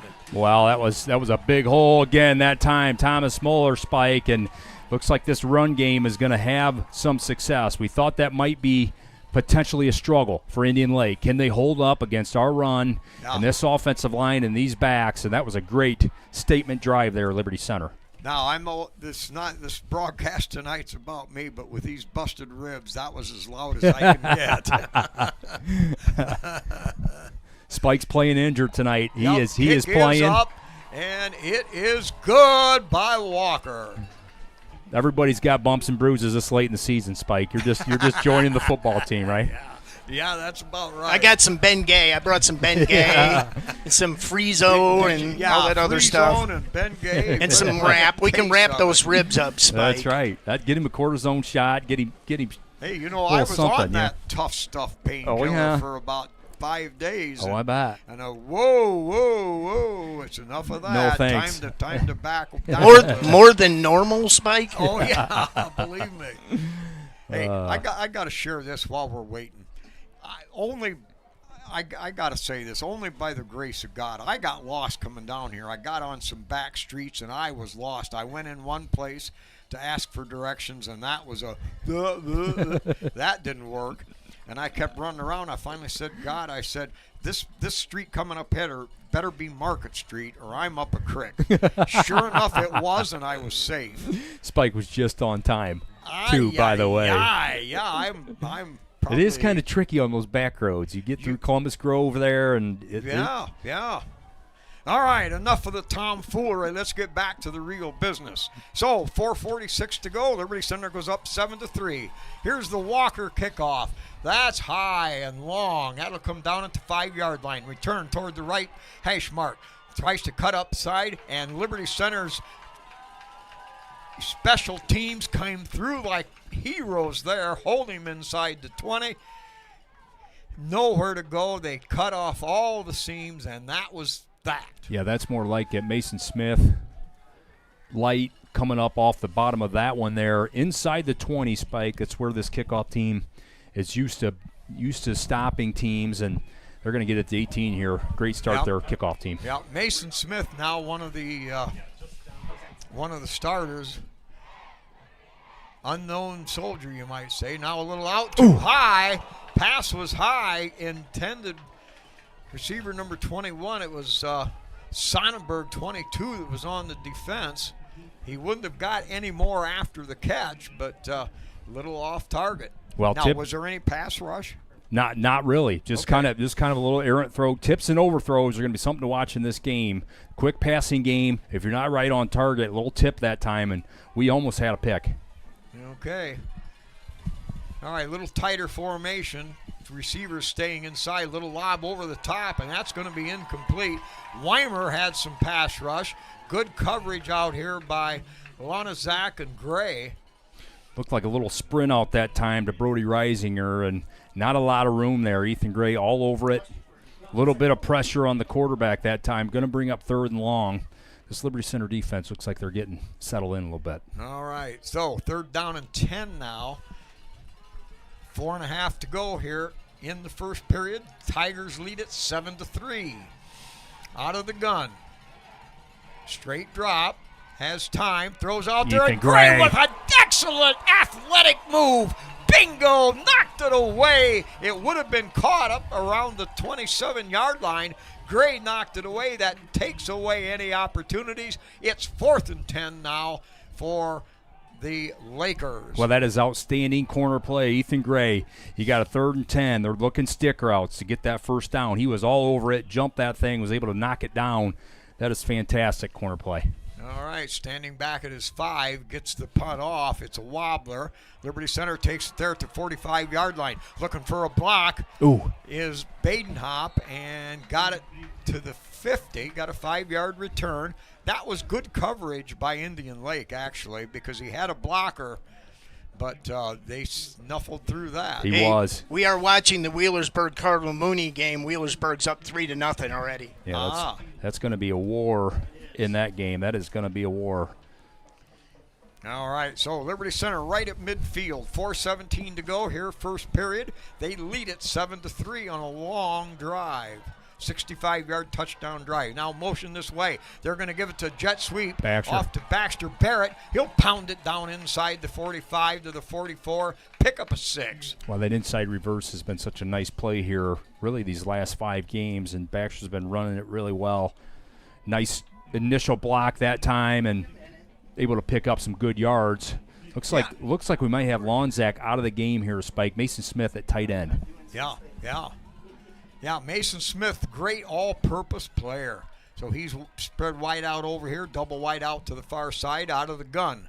He waits, gives it off to Cruz on big the hole. Cruz right up the middle. He's stiff arm, get off. He breaks one other and pounds his way down to the 18-yard line. That is a violent runner. Man, I'll tell you, that was a big initial hole. Great initial block by the offensive line, and Gary with a big stiff arm on the safety corner able to just get him down, or he would have been in the end zone. Yeah, he was back in shotgun. He had a guy to either side, and it was kind of a split-second delay. It was. Slow developing play. It was. And it busted there for 27 yards. 1st and 10 on the 18. They're going to give it to Moeller. Pounds right up the middle. Moeller runs right into a defender there. He'll get a couple on the play. It'll bring up 2nd down and 8. 3 minutes left here in the first period. Tigers in the red zone. Well, that one didn't pop that time, Spike, but Clapp and Spangler down the field blocking. They had the touchdown blocks if Thomas was able to get there, but they kind of got him right at the line. Looks like Lonzak back in here. Looks like he might have got that ankle taped up, nursing a little ankle. All right, so the Tigers now at the 14-yard line. Cruz on the right. No, now drops Thomas, back. Play action. Got a wide open Moeller. Catches it at the 2, the 1. He's into the end zone. It's another Liberty Center Tiger touchdown. They bid on the play action, and Moeller wide open out there in the flats, and he's into the end zone. Liberty on top, 13-3 now. That was such a good design. They call that the power pass. You fake Garrison Cruz. Thomas Moeller is normally your lead blocker, and Thomas just goes right out into the flat. I think the tight end took the corner. He was wide open. Touchdown, Liberty Center. All right, Kruger to snap. Crime Brink to hold. Walker on the way, delivers a boomer, and it is good again. 2.5 minutes left here in the first period, and the Tigers have taken on a 14-3 lead. That was great composure that time, Caden Crimebrink. You got a guy wide open sometimes, Spike. You throw it over his head or throw it into the dirt. It's like, oh, my, he's so open. But good composure that time to put it right on Thomas for an easy touchdown. Now, is it legal? I mean, is it kosher to send a guy in through the line to block, supposedly, but he's not blocking at all? Isn't that kind of cheating? Yeah, well, that was a great fake. And that's what that power, we used to run the power pass a lot when I played. You just fake that fullback, you get everybody coming up, and then that back or that tight end gets right in behind the corner or safety, and that time looks like the corner went with the tight end. That thing was wide open. Yeah, Cruz doesn't even have to touch the ball to be valuable because that's right. He's going to draw a lot of attention. Cardinal Mooney just scored 7-3 over Wheelersburg. Right. Oh, what's the Coldwater 3, Hopewell Loudon 0. St. Henry. Central Catholic no score in their game. St. Henry 6, Columbus Grove 3. All right, Walker set. Approaches and hits a line drive. That'll come all the way back to the 3-yard line. Tries to find a seam. Nothing there. The Tigers have him hemmed in. Finally goes to the dirt at the 14-yard line. The Tigers had him hemmed in, and there was I'm not sure if it was Light or who it was. Yes. They were ready to throw the haymaker, but he just went right on down like a sack of potatoes. Yeah, great pursuit there by Braxton Light. Reisinger almost got to the outside. He's really got a burst. He really has a burst to that outside, but Light able to trip him up enough. And once again, Spike, within the 15 or the 14-yard line, you're asking your team to drive this thing the length of the football field. That is a tough ask for an offense. Right. Now, 2.5 minutes to go. 1st and 10 at their own 14-yard line. They've got an empty backfield. Motion this way. They're going to Cruz. it. He's going to keep it, and he goes nowhere. Thought by Gary Cruz for a 2-yard loss. Blasting through there. Coach, I didn't pick it up. Was that actually a run blitz, or was it just he read it that fast? It kind of looked like it was a run blitz. Look, it was an RPO that time. He had Noah Shirk in motion. He faked that, and Gary was on top of Galladay before he could do anything for a big loss. All right, Tigers now shift around. They set up double wideouts to either side. Single setback. Back to throw. Now scrambles. Not Look much at that. there. He's grabbed Spangler. and not going to get away. He was grabbed from behind by one of the big boys. Hunter Spangler that time, Spike. We talk about the ability to rush three. What that means is there's three down linemen, and they're not bringing anybody else, and they're getting home and getting pressure against a five-man line. Yeah. And Hunter Spangler won that time for another sack. Yeah, he actually had to circle the block and come from behind to grab him. Yep. Excellent quickness. Cifuentes. Cifuentes is in there again. Good deal. All right. Now rolling right, has stopped, in pressure. Ooh. Now gets away from that, turns it up, cuts it there, breaks past one tackler. Finally brought down by Walker after a 13-yard gain. That's enough to move the sticks. Boy, we got good pressure again on Galladay. He was able to slip out the backside that time, and he's been able to create some plays with his legs on these breakdown plays. That's been their best offense so far, and that was a good play by Brady Galladay to slip a tackle and kind of get to that outside, and he may be one get of a first the down. best quarterbacks we've seen this year. All right, slow handoff going around the right side. Smith forces him to belly out, and he has to change directions. Now cuts it up, and we'll get positive fumble. Foul on the ground. I think we'll we're on it. See. Boy, the Tigers made him change directions 100%. Ooh. Boy, he got stuck. Wow. That was a big hit. He put it on the deck, was able to get back on it. That shows you some of the athleticism from Noah Shirk. Spike, he goes one way, completely reverses the field. He's done that a lot on film, and he's got some wheels to be able to do it. He's getting up a little gimpy that time. He's not a big guy, but he is tough. And the clock is ran out, so after one period of play, Liberty Center with a drive from their own 35, one from midfield. They took it down court, put it through the hole. They lead it 14-3. All right, let's take a break and hear from our sponsors. This 2025-26 Tiger Sports Live broadcast is brought to you by KK Collision, Meyer Badenhop Insurance, Affinity IT Group, Pisanello's Pizza, Ohio Asphalt Paving, Swanton Welding, Davis Farm Services, Holgate Metal Fab, Gerald Grain, Hill Asphalt, Mason Hill Construction, Engler Auctions, Dental Health Associates of White House in Sylvania, and Fessenden Hardware of Swanton.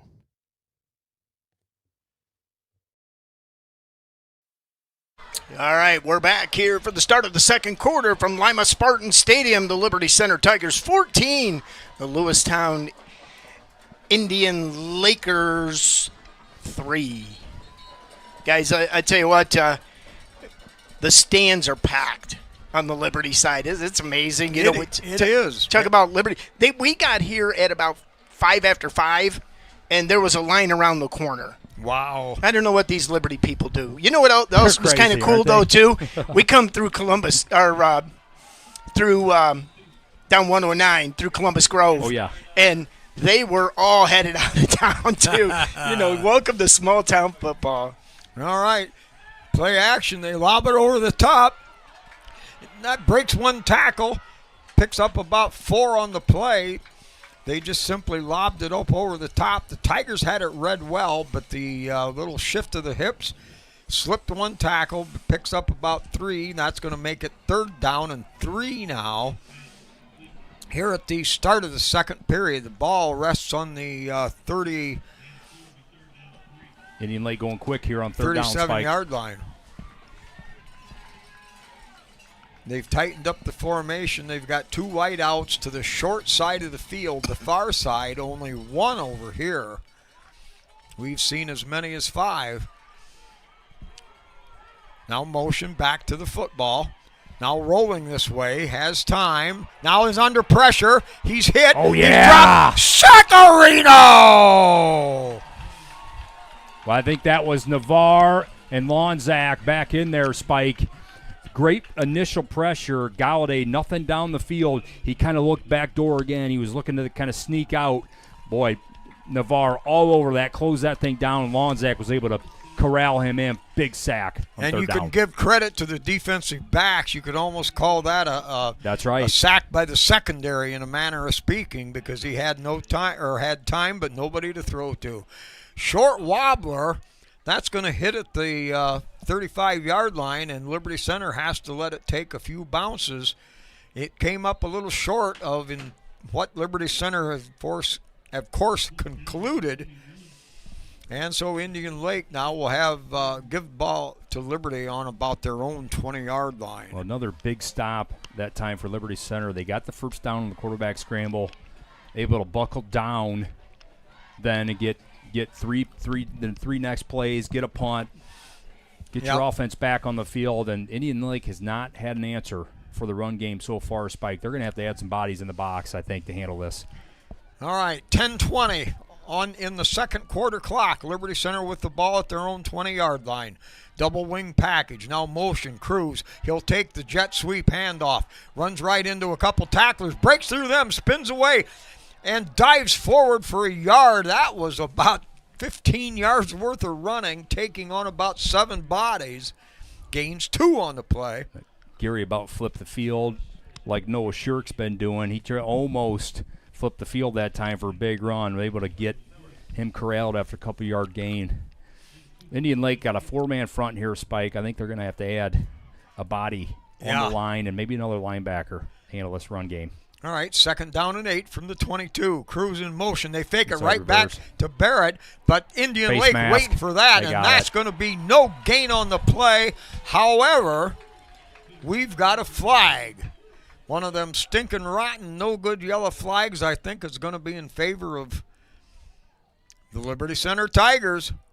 Well, You say that was a face yeah, mask? they got him on the face mask that time. That was that inside reverse again. Indian Lake was all over it. They had a couple guys kind of waiting on Baxter They were waiting. in the hole. Kind of got bailed out with the face mask that time. Give Liberty 15 and first down. All right. 9:39 in the second quarter clock. Liberty Center leads at 14-3 on 2 successful drives. Now they've got the ball, and they've got an empty backfield. Wing back over here, double wide out to either side. Kreinbrink now, motion, coming back to the ball. They pitch it to Cruz. Cruz tries to turn it up. Great upfield blocking. Pips past one. Pounds his way forward, all the way down to the 40-yard line. Yeah, they get Gary on the jet sweep that time. And, boy, that is such a beautiful run. Kellen Weimer, big block there. Couple big blocks down the field, and Gary does the rest. Boy. It was like watching 6 destroyers back in the Navy days. 6 destroyers and opening the way, pounding out blocks for Gary the battleship. All right, now here we go. Liberty Center, 1st and 10 at the 40, 30-yard gain by Cruz. Giving it straight up the middle of Moeller. Moeller pounds through one tackle, bangs his way forward down to the 31. That'll be a gain of about 7. So it looked like that time put Garrison in motion, Spike from the wing position. Thomas on a straight dive, it looked like, for 9 yards. I think I'll take a dive for 9 at any time. Anytime, this any offensive place. line starting to impose its will. So it was a gain of 9, 2nd down and 1. The ball at the 31-yard line of the Lakers. Tigers will wide out to either side. Kreinbrink out of the gun. He'll roll away from it. Here's pressure. He lobs it out there. Got a man out there. Caught by Gary Cruz down there at the 15-yard line. A gain of 16 yards on the play. Cruz went up with great hands and pulled it in. I'm going to tell you, Caden Kreinbrink is throwing the ball at a high level right now. He kind of, little fake there, kind of roll out to the strong side on the run, put it on the money to Gary. Gary kind of extended those arms for a hands catch. That was a great-looking play there, design and execution. 8 minutes now, 14-3 Liberty Center. They've got the ball on the 15-yard line of the Lakers. They're going to give it on a sweep Jet sweep to Gary. Gary breaks one. Still going. Still pounding. And now, nope, knocked down early. That's my bad. I was following the downfield blockers. They're smacking people. Max Walker's in the end zone driving a guy 15 yards down the field. I think it kind of looked like that was Gary still running that time. All right, so gain of 2, second down and 8.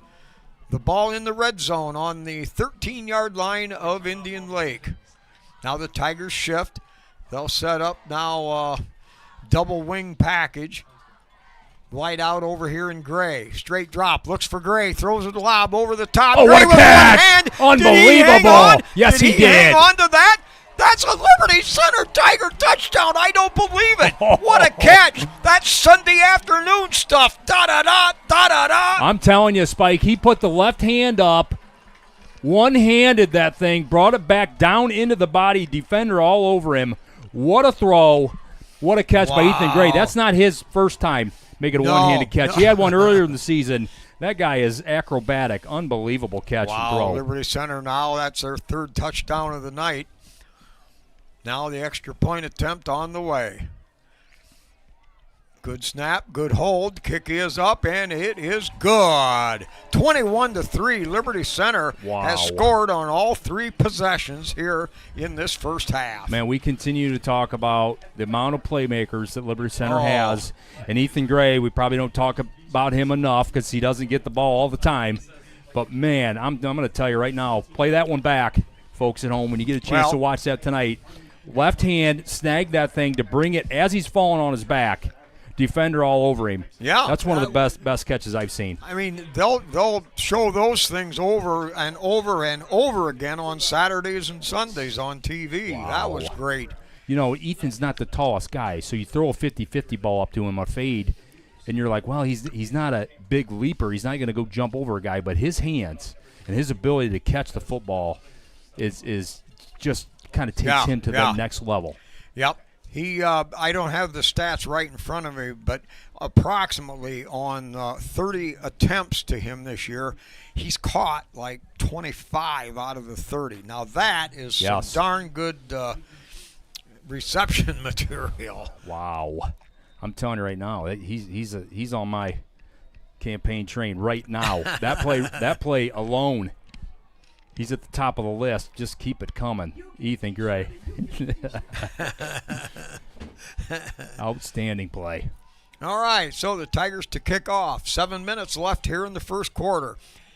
High end over end comes down at the 8-yard line. Return around to the far sideline. Hit, runs right into a couple of tackles. Snuck breaks one, though. Still going. And works his way up near the 28-yard line.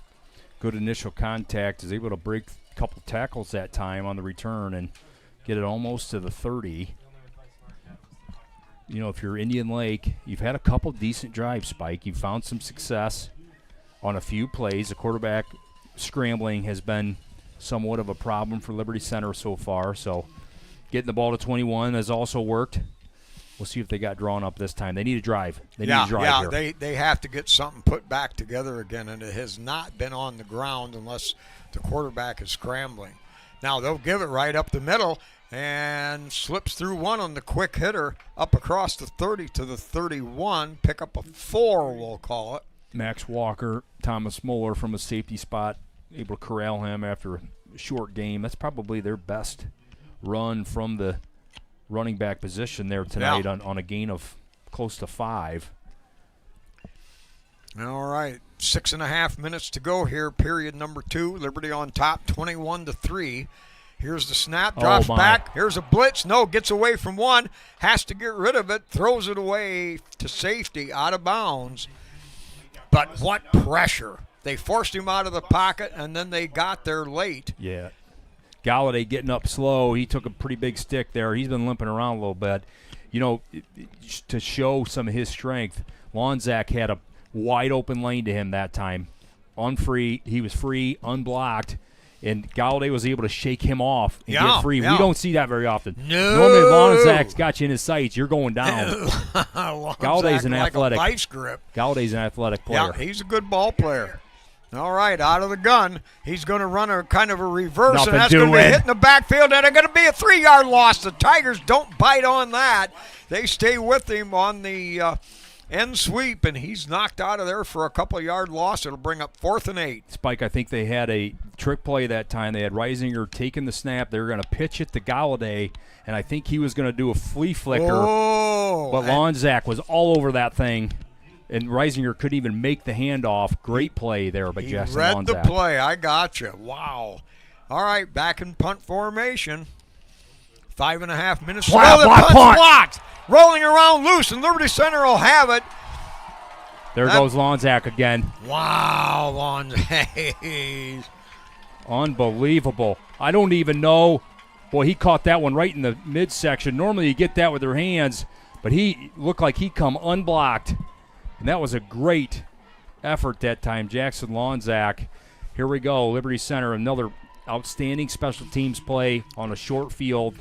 This is how this Liberty Center team just puts points up so quickly. Yeah, and the punter was not back very deep, and Liberty Center collapsed that offensive line. Indian Lake with a timeout. They got to regroup here, guys. Yeah, that's again, a tough one. Watching the score, Cardinal Mooney and Wheelersburg in the second quarter, 9 minutes left. Cardinal Mooney 7, Wheelersburg 3. It's a battle, dude. Wow. It's a battle, guys. Yeah, the special teams ability of this Liberty Center team. Hey, I do have to say hello to our Canadian Mafia. They sent some of the Mafia-ettes, or Mafia-ette, it's not the lady version, brought us ketchup-flavored Lay's Canadian chips, and we got an authentic Canadian moose. Buddy. The moose is loose tonight. Yeah, we want to say hi to Claire. She's at home. Kind of, she's on injured reserve like you, Spike. You know, people, I've gotten text messages. Where's Spike? He's not the same volume he is. He's got a rib thing going on. Yeah, and he's it kind of hurts. He gets louder. It hurts more. You know, when we're in week 15, you play hurt. You got to go, buddy. Yeah, there you go. All right, Tigers with a double wing set with a single setback. Now they hesitate, look to the sideline. Clock wasn't set. 25-second clock wasn't set. So the officials stopped the clock. Now they start it again. The play clock, anyway. All right. Under center is Kreinbrink. Kreinbrink, hands off, right up Big to hole. Moeller. Moeller cuts to the outside, back across the green to the inside, and picks up about 9 on the play. Wow, what a run. Yeah, that was a good initial hole that time, and Thomas with the great vision, great cutback. We'll take 9 on first down. You know, Indian Lake, they just don't have an answer for this run game so far. We thought that'd be a problem, and it is a problem. It is a problem. Wow, it is a first down, so a gain of 10 on the play. So 5 minutes left here in the second quarter, 21-3 Liberty, and they're driving again with the ball on the 13-yard line. Kreinbrink under center. Now motion this way. They're going to give it to the motion back. Get outside, Baxter. Cuts to the outside. Get in Puts there. on the speed. He's at the 5 Yeah, to 3. he did. The 2 runs right over the top of the last tackler, and he's into the end zone. Yeah, baby cakes. Chalk another one. Well, great job there by Baxter. You know, initially he was supposed to cut that thing inside. Nothing on the inside. Puts on the jets, gets outside, and Baxter smells the end zone. Did you feel the stands move? Scott Barrett was down watching his son play, which I think is a great thing. He's jumping up and down here, buddy. That was a great run. And you called it. He turned on the jets when he got that, saw that opening to the outside. Another good snap, another good hold, and another good kick through by Walker. So the Kruger to Kreinbrink to Walker, good again, 28-3, and there's still 4:49 left here in this first half. Yeah, and Baxter's been such a great sight here the last 4 or 5 weeks, Spike. Yeah. He's really kind of coming into his own from that wingback position. He's been blocking great all season long. He hasn't had a lot of touches, but he is making the most of his touches now and turning it into touchdowns and explosive plays like that. Hey, some quick score updates. Again, Cardinal Mooney 7, Wheelersburg 3, Cuyahoga Valley Royals 6, Central Catholic 7, Coldwater 10-0 over Hopewell Loudon. Wow. St. Henry 13, Columbus Grove 3. Right. St. Henry. So, St. Henry, that's your boys down there. Rooting for Josh Whirling there at St. Henry. He's turned that program around. And well, a lot of good football in Northwest Ohio, man. Yeah, you're talking about a lot of teams in the especially Final in the Four. MAC down there. I mean, we could have 4 of the 7 divisions out of Northwest Ohio playing for a state championship. Yeah. And should Liberty Center get there, guys, we will be there. Right on the special teams kickoff. Badenhop, Brady. Yeah, Brady. Badenhop. Kick, bounces around, finally scooped up there at the 12-yard line. Ooh. Not much there. Oh, The Mason Tigers Smith. enclose on him all over the place. Right. Picked up at the Murdoch 12, on the stopped at initial the 20. hit. Murdoch, unofficially, he is the third leading solo tackler on the team, and all coming from special teams. And he doesn't impressive. start. Yeah. You know? Making the most of Casey, your opportunities. well, and that's what Casey has is you get reps, you make them the best reps, buddy. Don't worry about how many reps, just make them the best. Yeah, well, he certainly filled the bill there. Mason Smith on that one, too. Well, he's been playing really well the last couple weeks. All right, empty backfield. Quarterback's just going to keep it right up the middle, and he'll pound forward for about 3. But boy, he paid the bill there. Wow, he has been taking some hits, and Thomas Muller had kind of a finishing blow there late. That was a big stick. He is limping around, and I'm telling you, from that quarterback position, you just don't want to take those types of shots because you're expecting that guy to now turn around and throw the football. That's hard to do. Yeah, I can only imagine. All right, back out of the gun. Motion away from the quarterback. Straight drop, 3. Looks under pressure, and he's going to be sacked again. Pow! Loss of 6 on the play. The Tigers simply engulfed that offensive line, blew him away, and jammed him down. Gary Cruz that time looks like he kind of came on a linebacker blitz to bring 4, and he got home. There's just not a lot of time for Brady Galladay. Wow. I mean, if you're not going to have a quick passing game and get it out in 1, 2, 3, it's going to be a long night. You cannot hold the football against the Liberty Center defense. Loss of 5. That makes it 3rd down and 11. 3.5 minutes to go in the first half. Back to throw. Got that slant route over the middle. Caught. Up across the 35-yard line. That's going to be good enough for about 20 yards and a Laker first down. That's a tough route to guard. That's that slant route. It is. That was on the money, too. Brady Galladay that time to Reisinger, and that's kind of their number 1 target. Great throw and catch. First down. All right, so the 1st and 10 at their own 37. 3 minutes, 10 seconds left in the first half. Back to throw, has to scramble, and taken head on. Ooh, big shot there. Wow, Swigert. Walker took a hit from the quarterback. He got shoved back about 3 yards, didn't let go, got help, and they held him to a 4-yard gain. Well, I'll say Brady Galladay is a competitor because he has taken some shots. He's delivering some shots, and he's still playing through it. But, man, that's a tough quarterback right there. All right. 2nd down and 6. 2.5 to go here. Second quarter. Gets rid of it. That's caught up field near the 50, and that's going to move the sticks. 10-yard gain. It'll be a 1st and 10 at the Tiger 49-yard line for Indian Lake. Galladay, nice little throw that time to number 14. We've seen him on film as well. Gavin Henry, kind of a slot receiver, not a very big kid, but good catcher of the football and very elusive once he catches it. Another first down. All right, double wide out to either side with a flanker. So we've got an empty backfield. Motion coming this way. Now we've got a quick flag. Somebody moved. In fact, was it 2 guys maybe moved at the same time? Well, that's another penalty on first down for Indian Lake. You're going to get a 1st and 15. And yeah, Scott always liked to talk about playing behind the chains or in front of the chains. It's not where you want to be. 2 minutes here. Indian Lake, they really need to drive and a score to stay in this game. All right. White outs to this side. Back to throw. Waits. He's going to throw the home run ball, and that's way over everybody.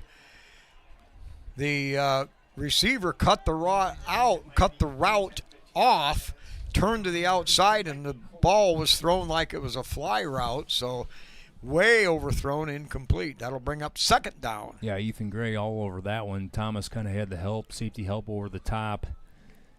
And Spike, 28-3 here, 2 minutes left. Liberty can get a stop. I wouldn't be surprised to go 2-minute. Yeah. Try to get a field goal here before the half.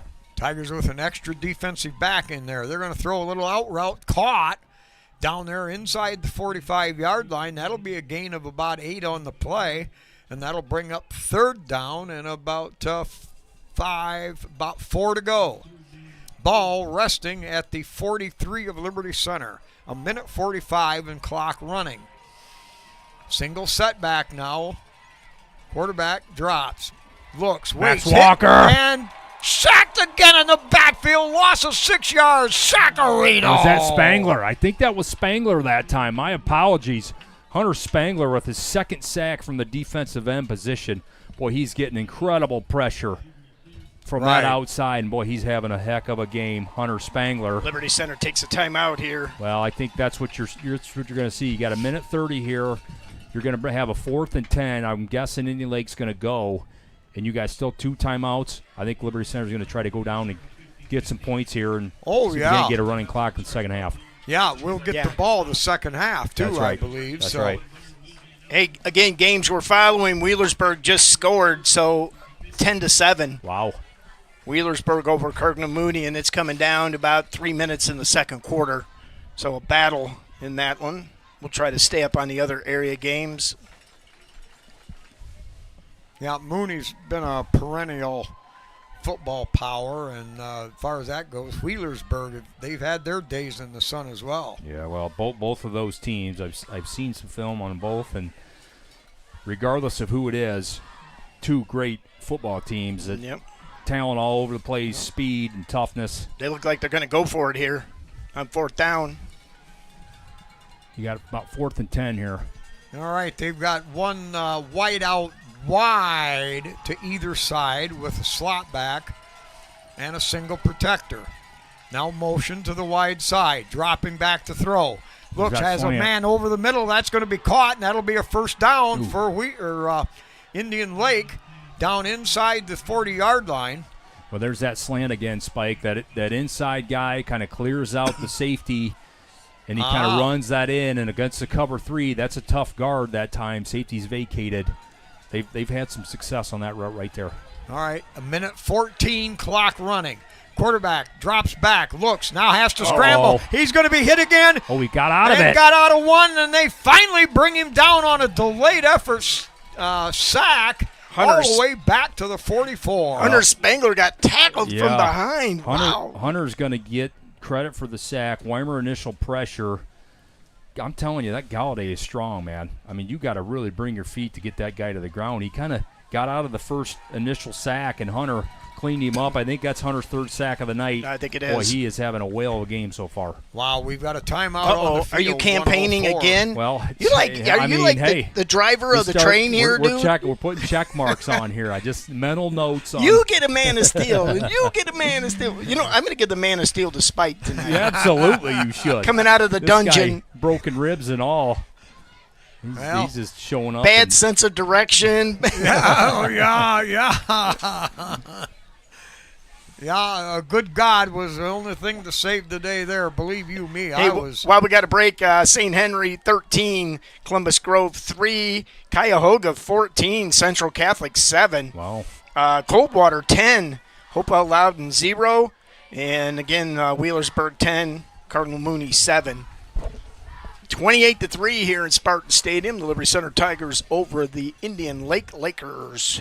All right, 2nd down and 17. The ball back at Liberty Center's 43-yard line. 43 yards to score with 1:06. Tigers show a 3-man front. Drops back to throw. Has time. Throws that little dink screen Great pass tackle. out there. And tackled right away, I believe, by Max Walker. Yep, Max closed the door on that, and that makes the clock continue to run. Very valuable. A little dump off that time. Great job by Max to break down and make that tackle. Get him to the ground. 3rd down and 5 now, or 3rd down and 12, excuse me. Back to throw. Spangler with pressure. Throws over the middle. Caught on another slant. Works off a screen block and into the end zone. It's a Indian Lake touchdown. Indian Lake touchdown. Well, Wow. Gavin Henry that time, Spike, kind of came on that slant again. Got a couple of our defenders crossed up. Yeah. Made another one miss, and he was off to the races. That's a big touchdown for Indian Lake there right before the half. Keep them in this football game. And Liberty will get the ball at halftime. Okay. All right, they score with 34 seconds to go, and they're going to line up for the extra point kick. 28-9. Good snap, good hold, kick on the way. Great effort from Isaiah Badenhop flying through from that far defensive end side. Nearly got a hand on it, but good. So 28-10 with 34 seconds left in the half. Okay, I believe that is the first touchdown scored in the playoffs on our first unit. Wow, that could very well be. Liberty Benton scored on after the third quarter, fourth quarter. Okay. Genoa did not score. Oak Harbor did not score. Okay.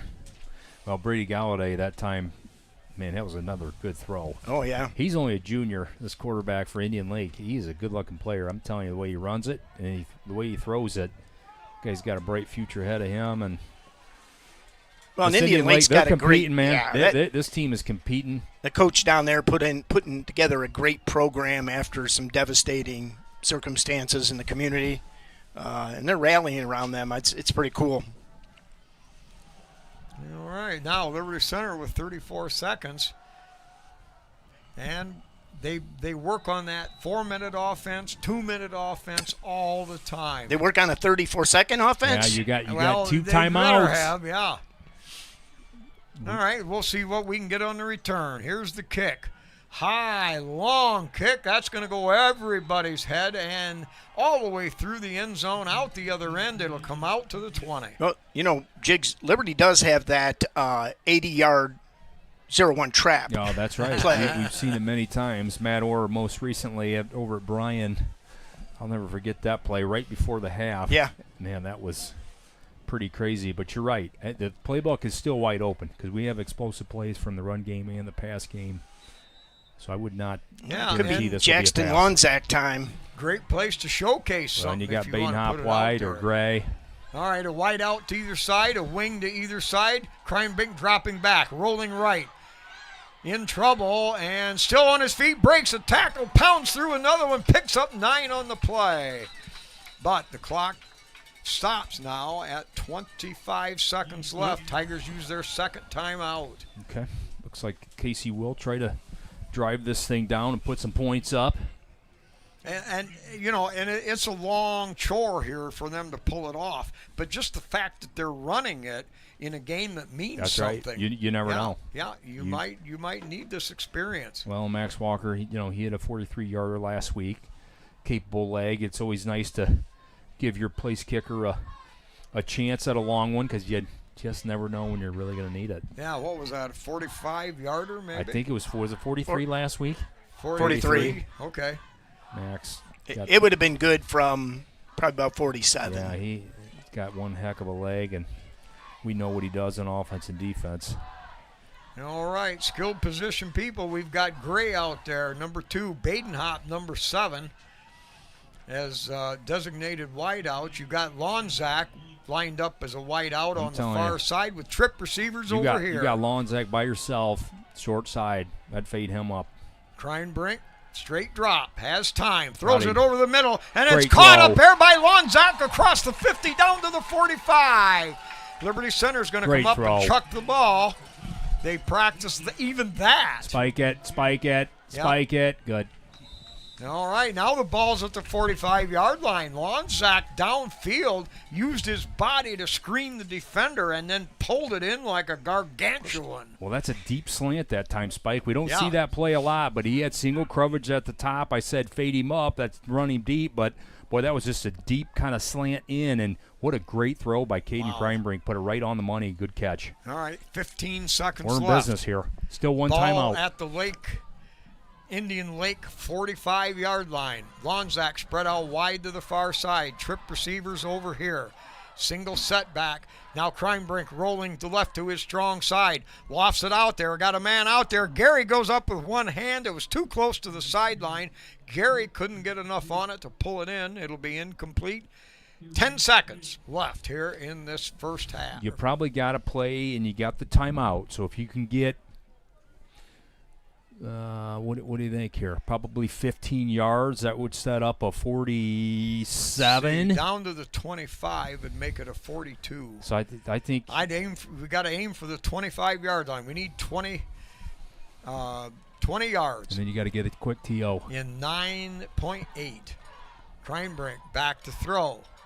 Looks, has to scramble. Got to hold. And he's going to be brought down from behind. He tried desperately to wait to find a receiver. None was there. And a flag on the play.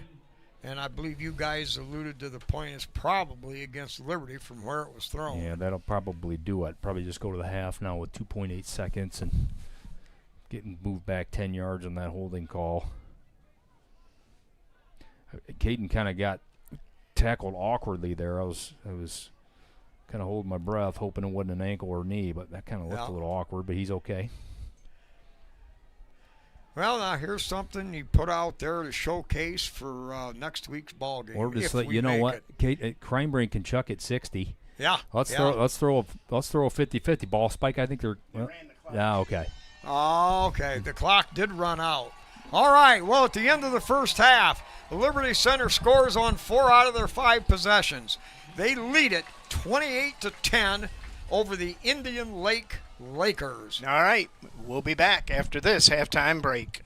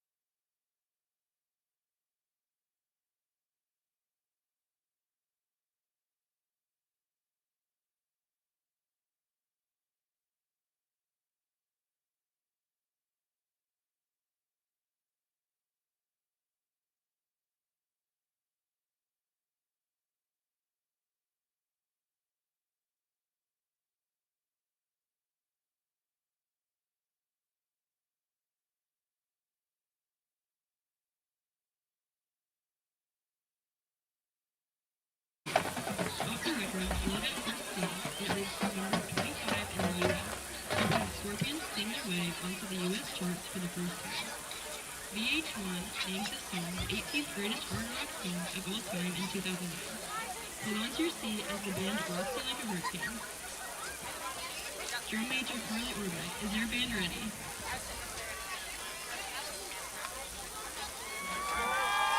Ladies and gentlemen, the Tiger Marching Band.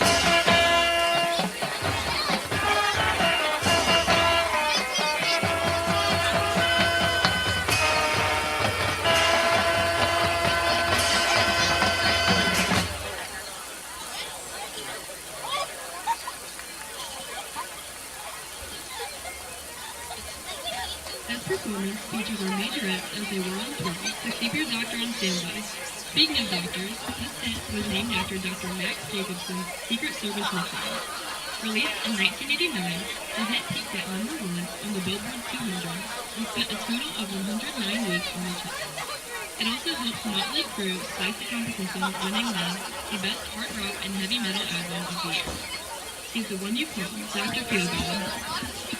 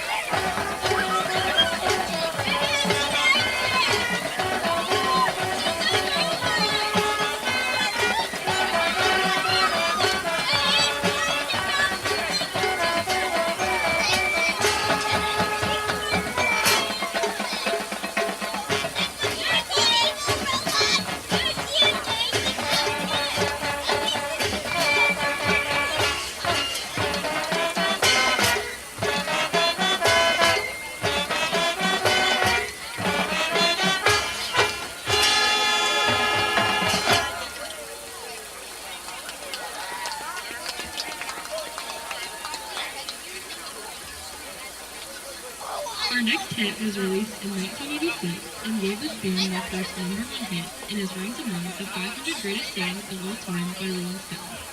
Bon Jovi sings about 2 kids facing life struggles. Tommy used to work on the docks and Gina works at the diner all day, and they are living on a prayer.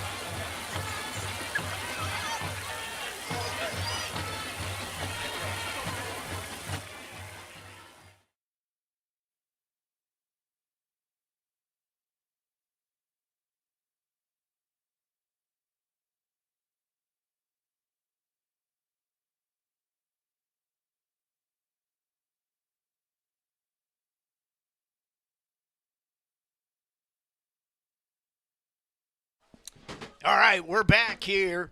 Lima Spartan Stadium, the Liberty Center Tigers lead the Lewistown Indian Lakers 28-10 here in Jigs. So let's talk about some stats in this first half. For Indian Lake, in that first half, 9 of 16 in passing for 135 and a touchdown. Rushing, they had a 55 total yards for 184 total first half yardage, and kind of leading the way there, Brady Galladay from the quarterback position. You know, he had a pretty good first half there. No turnovers. That's the key. No turnovers. You can't give Liberty Center short fields because they turn it into points so often. No turnovers for Indian Lake. Got 10 points up on the board. Well, they did have a fumble, but they recovered. They did. That's right. That's right. Caden Kreinbrink for Liberty Center the first half, 7 of 9 for 121 yards and 2 touchdowns. Receiving, Gray, 2 catches for 39 yards. A spectacular touchdown in the corner. Left hand, one-handed grab. Ethan Gray. Play it back. Outstanding play for Ethan Gray. Thomas Muller, 1 catch, 14 yards and a touchdown. Lonzak, 1 catch for 26 yards. Garrison Cruz, 3 catches for 42 yards. Rushing for Liberty Center, Thomas Muller, 6 carries for 29 yards. Garrison Cruz, 4 for 59. Muller with 1 touchdown. Cruz, 4 for 59 yards. Barrett, 2 for 19 and a touchdown. On defense for Liberty Center, Ethan Gray, 5 tackles. Max Walker with 8 tackles. Hunter Spangler with 4 tackles and a sack. I thought he had 2 or 3 sacks. Stats got him for 1. Cifuentes also with a sack. Weimer, 2 sacks. Lonzak with a sack. For that is a total of 5 sacks in that first half. Liberty Center getting really good pressure there late on Galladay, making it very uncomfortable for him. I'm honestly, Spike, kind of shocked Indian Lake didn't turn the football over. Right, for all the pressure that they were putting on the quarterback, and some of those windows he was throwing in. I was kind of surprised by that. Well, you know, we're seeing a very talented quarterback. He's big, husky, strong, but he's talented. He can move. He can maneuver. You know, this guy is the real deal. I think he's the most talented we've seen this year. Well, that may be arguable. I don't know. Connor Barbara was. Barbara had more speed, but he wasn't as durable. That's right. I think maybe that's a good word for this quarterback. He's thick. He throws it better. He throws it better. He throws a good ball. He can run the ball. He's tough to tackle. You don't square up on him, he's not going to go down. No, he has really taken some licks tonight. He's limping around out there and still standing in the pocket, delivering throws. So I think a big point for Indian Lake is not turning the football over. That is the key. If you want to stay in the game against Liberty Center, you cannot turn the football over. You got to make them drive the football, extend drives, and you got to try to possess the football on offense to try to run some clock. Indian Lake has done that. They've had a couple good drives. You know, they got the field goal in that first drive, and then that drive right before the half, able to put that in for 7. And, Liberty Center obviously getting the ball here coming out of the second half first. Now, Liberty has scored on every possession. Is that correct? Not the last one there, well, right before the half. Last. Yeah. At 43 seconds, I'm but not yes, really calling that. There's been no punts. There's been no punts. That's right. In this run game for Liberty Center, I think it starts right there, and it's been pretty dominant so far in this game. Offensive line is really winning up front. There's big holes for every single back, and Caden Kreinbrink's been really efficient, 7 of 9 for 121, 2 touchdowns. You know, we saw how efficient he was last week, and he was nearly perfect.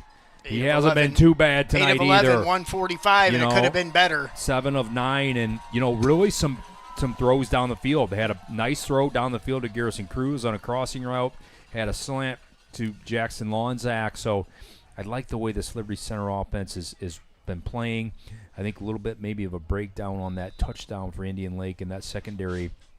Pretty good route there. Well, it was a great route, and they also had another receiver who came across, and it was legal, but he had a good block too in that, and with our defenders coming together, and he threw a nice, it was almost a screen block, and it was set up well. This is a good football team. Now 28-10, hey, fine, we're sitting good. Yeah, we are sitting good, but we got a half to play.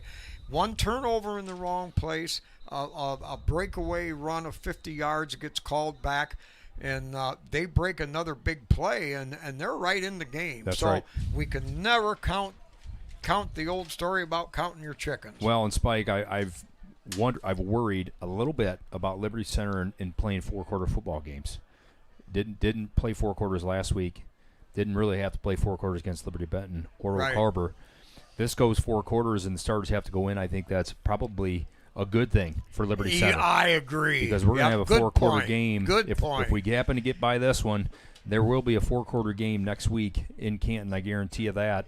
Yeah. Because there's 2 good football teams that are vying for the state championship there in the other 2 regions, and whether it's Wheelersburg or Mooney, 2 very capable football teams and very talented football teams next week. Yeah, we had the week off to start the playoffs, and then we've had 2 out of the 3 where, we had them well in hand early, and all 3 really, but yeah, this is right. This grabs the attention of the kids. This really gets them thinking. Now, this week has been good practice, but you could just see that this is just what the doctor ordered. Yep. A tightened up game slightly, and now Liberty Center. We'll see how we come out here in the second half.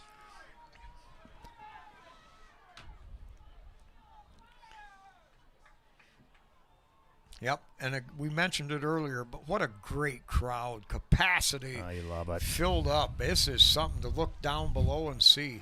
And a good crowd from Indian Lake as far as that goes. Do. But all you fans from across the country, all over the place, a few of them hiding out with the Aborigines and the Canadians and the New Zealands and all these other England and 6,877 of yins all out there. Love that. I have to say yins. Yins. Yins because I'm from Pittsburgh area. Yins. Yep, and it's all radio style, if you will. All right, so the Liberty Center Tigers will receive. Here's the opening kickoff, half number 2. Low line drive, bounces around, down in the corner. And it's finally picked up there by Old Crew. Old Crew makes a move on a kid. Now makes another spin cut. Gets away from 2 tacklers. Now cuts to the outside, and he turns a junk bounding ball return into one of 22 yards, and Liberty Center will get the ball out. Nothing spectacular, but we're on the 25-yard line as opposed to maybe the 10. You're right, Spike. That started as trouble. That ball was all over the place. JT had a hard time kind of grabbing it. And once he did, he was dead to rights. 3 guys kind of had him hemmed in. He made a couple miss and got some really good yards back there. We almost had that ball inside the 15. Yeah. All right, Ethan Gray spread out wide to this side over here. Now the Tigers do their shift. Baxter Barrett now the wing back on this side. Here's a give straight ahead to Gary. Gary breaks through one. Straight the straight arm. Spins past another. Look out. He's got a blocker there with Gray. Heading down the sideline at the 30, the 20. You can forget about this at the 3, 2, 1. Tiger touchdown. Woo! Gary Cruz. Wow. Welcome to it in the second half. Straight die play, 1 hole. And he was touched maybe a little, and then he got a stiff arm, and that guy gets some wide open spaces. He's like a Brahma bull in the pasture. Look out, you can't take him down. Yeah, just a straight, good old-fashioned dive play from out of the 1934 playbook. You want to talk about a statement coming out of the second half, Spike? Wow. All right. Good snap, good hold by Crime Brink, kick by Walker, right down the heart of the plate, 35-10. Liberty Center opens this game. Man. That was actually the play they wanted with 43 seconds left. Yeah, there you go. They just wanted to redo that. That's again. right.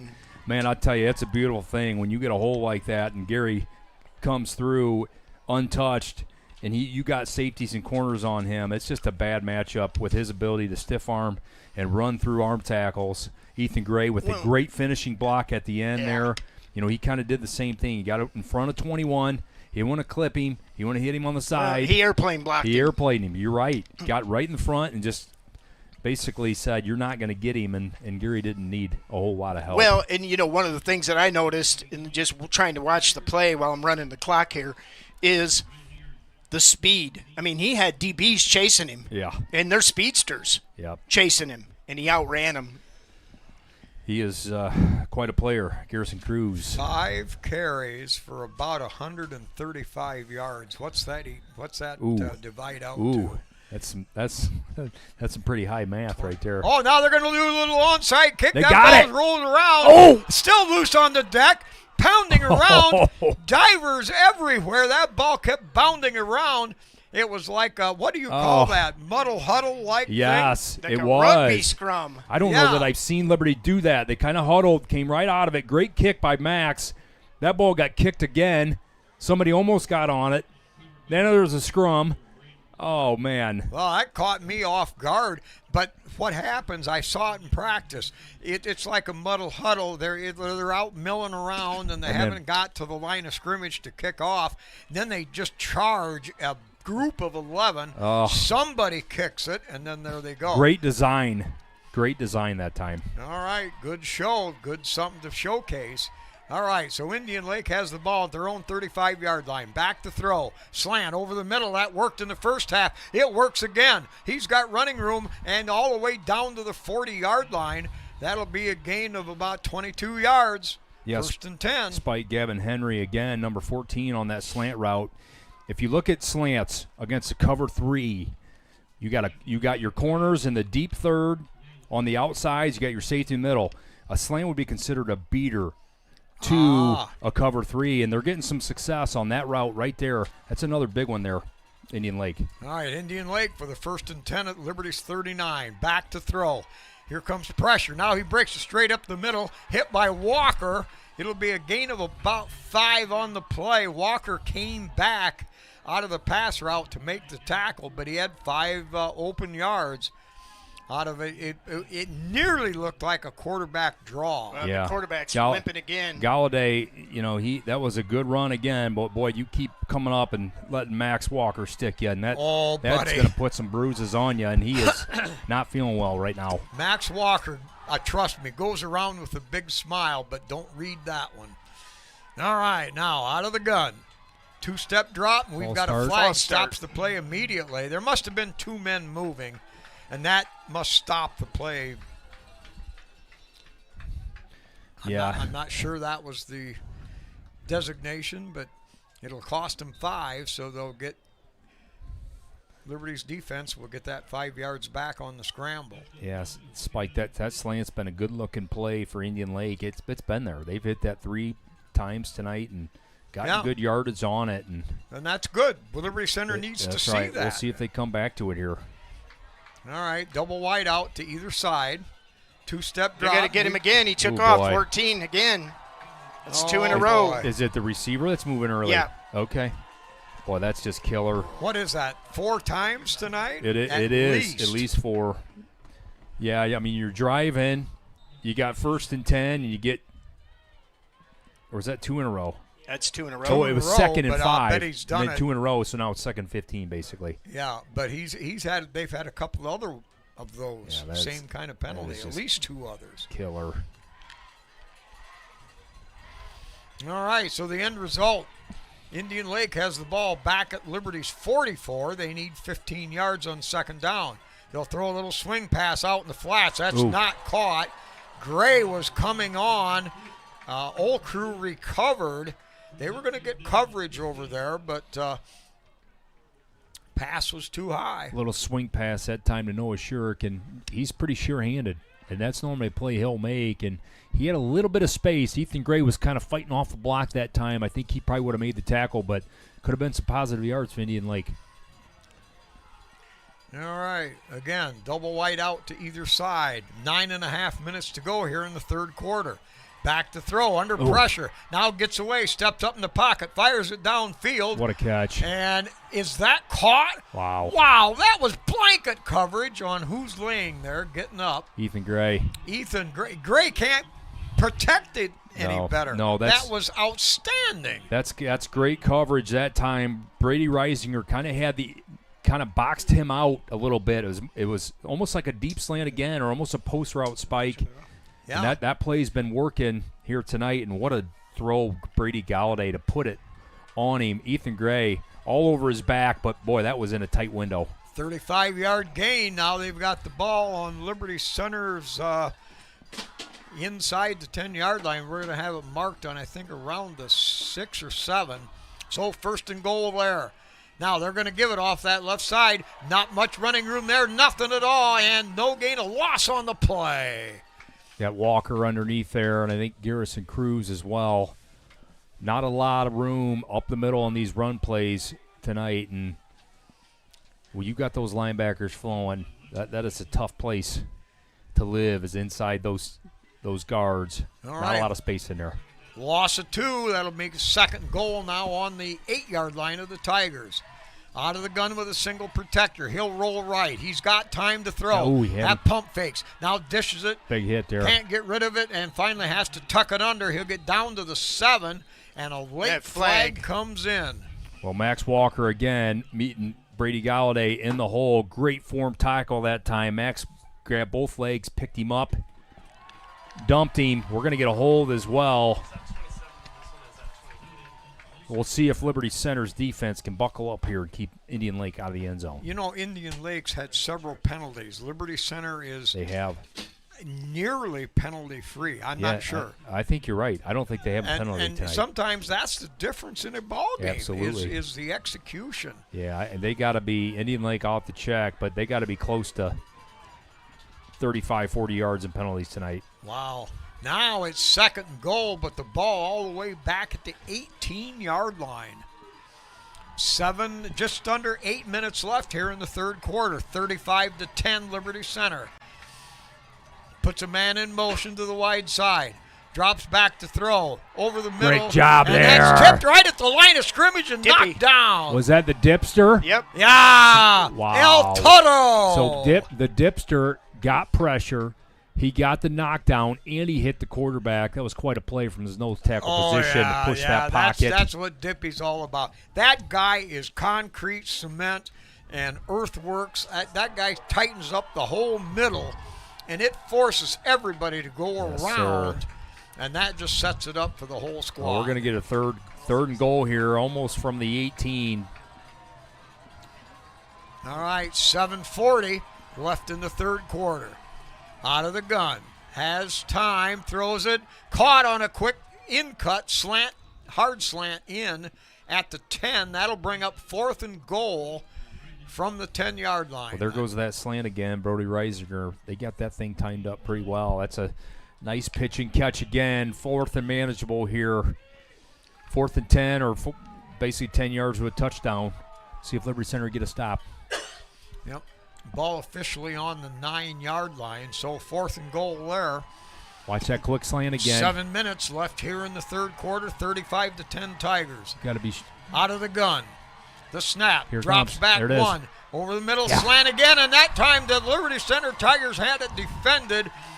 Caden boy. Sonnenberg came up from back, and he took that route away, and all of a sudden the quarterback We're gonna get. threw it away. I think I think Max, it's going to be offsetting. All right, we got Max Walker and Kellen Weimer. Great pressure on the quarterback, made him rush that because he had the slant open. But then we got an off after the penalty flag here. I think they're going to offsetting 15-yarders. So technically, should be Liberty Center ball. Now was that no. No. After the play. Oh, it's after the play. After the play. Did the rush change his throw? It sure did. I was looking upfield. It sure did. I think Walker stuck him, and Yep. Weimer was there as well, but pressure on the quarterback, he couldn't really, he had to rush that thing. Okay, so not really sure half the distance to the goal here. Yeah, must have been. So 35-10, 7 minutes left here, third quarter. Liberty Center get the ball back. That's a big stop. You know, Indian Lake was driving. They had some of those slants going. What a great stop there by Liberty. Yeah, and it's good experience for Liberty Center to stop them in the clutch. A meaningful game, a meaningful time in the game. All right. Kreinbrink, hand off on a power sweep coming this way. Moeller goes over the top, carries one tackler, goes over two, pounds his way up across the 10 to the 12-yard line, gain of 7. Well, great play that time on the trap, and Henry Fitzenreiter had the corner number 5 on skates. 20 yards down the field trying to make that last block. Spangler had somebody out about the 20-yard line. This offensive line, man, they don't stop after their initial block. They're looking to get down the field and get their second block. All right. Bachman a tackle on the far side. Nope, that ain't Bachman. Bachman's out. Or I mean Bachman, I mean Clapp. My bad. Give straight ahead on a dive, taking on the tackler, and I believe we muscled our way that last yard and picked up the first 10. Yeah, my point was that Clapp has stepped in and done a nice job tonight. Next man up, and we don't lose a thing. Yeah, that dive's been a pretty effective play again tonight. Spike, really all season. Thomas Moore runs that thing so well, and nice little first down run that time. He's the king of execution. Well, Liberty's just going to grind a drive out here. Wouldn't be a bad idea. All right, Moeller on the far side. They give it straight ahead to Cruz. Cruz great jumps cut there. over Moeller. Hurdled a guy. I had it right. Oh, man. Look at the guy go. He drops over 2 tacklers, leaps over another one, straight arms another one, and pounds his way forward for 13 yards and a Tiger first down. That was wow. That was 12 yards of superhuman effort. Yeah, he got hit at the line, broke the tackle, hurdled a guy, broke 2 or 3 more, carried a guy. Well, that's kind of what we're used to seeing from Garrison Cruz, just forceful runs, running people over. Cruz averaging about 28 yards a carry tonight so far. All right, Tigers in a double wing set. Cruz in motion. Now they're getting a little inside reverse. That's to Barrett. Barrett will fleet wing his way forward for about 7 yards. Good job to read the play, cut up inside quickly, and take advantage of the hole. And Barrett's made a couple of those good adjustments to that tonight. Yeah, that hole's been kind of missing. Sometimes it's inside, sometimes it's outside. Good job by Baxter that time. Keep it inside. All right. They're going to run a power sweep to the right side. He gone. Grunt. And Cruz kicks it to the outside. Right, grabbed there by 11, and it'll be a gain of about 25 yards down inside the 45-yard line of the Lakers. I'm going to tell you, Reed Strayer, number 11 for Indian Lake, that's a great effort. Normally, Garrison gets a corner on the outside. He's stiff-arming them and going to the distance. He paid the price for it. Yeah, Reed was able to make that tackle. He is down. Hopefully he's okay. But all right, well, we got an injury timeout. Let's bring you some scores real quick. We'll go through that. Wheelersburg 13, Cardinal Mooney 7, Cuyahoga Falls 14, Central Catholic 7, St. Henry now 16-10 over Columbus Grove, and Coldwater 18-6 over Hopewell Loudon. So there's our area scores and the scores that we're concerned about. And for what it's worth, Columbus Grove starts the season, I think, with 3 losses. They lost to Patrick Henry. Yep. They lost to Liberty Benton. Yeah. So and, at least and 2. Hopewell Loudon. Yeah, I think so. Wow, what a murderer's row. Yeah, they've and Columbus Grove is got a rich tradition down there, Spike. So Yeah.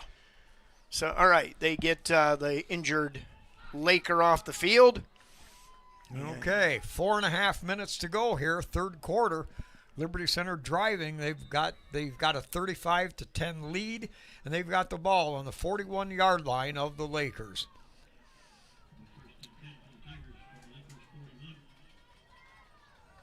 Double wing package with a single setback, wide out to this side in gray. Now motion this way. They're going to give it on a dive to Mulder. Mulder still pounding and driving, picking up the heels, jagging and jogging the hips, twisting and spins his way down for about another, they're going to call it a first down, gain of 11.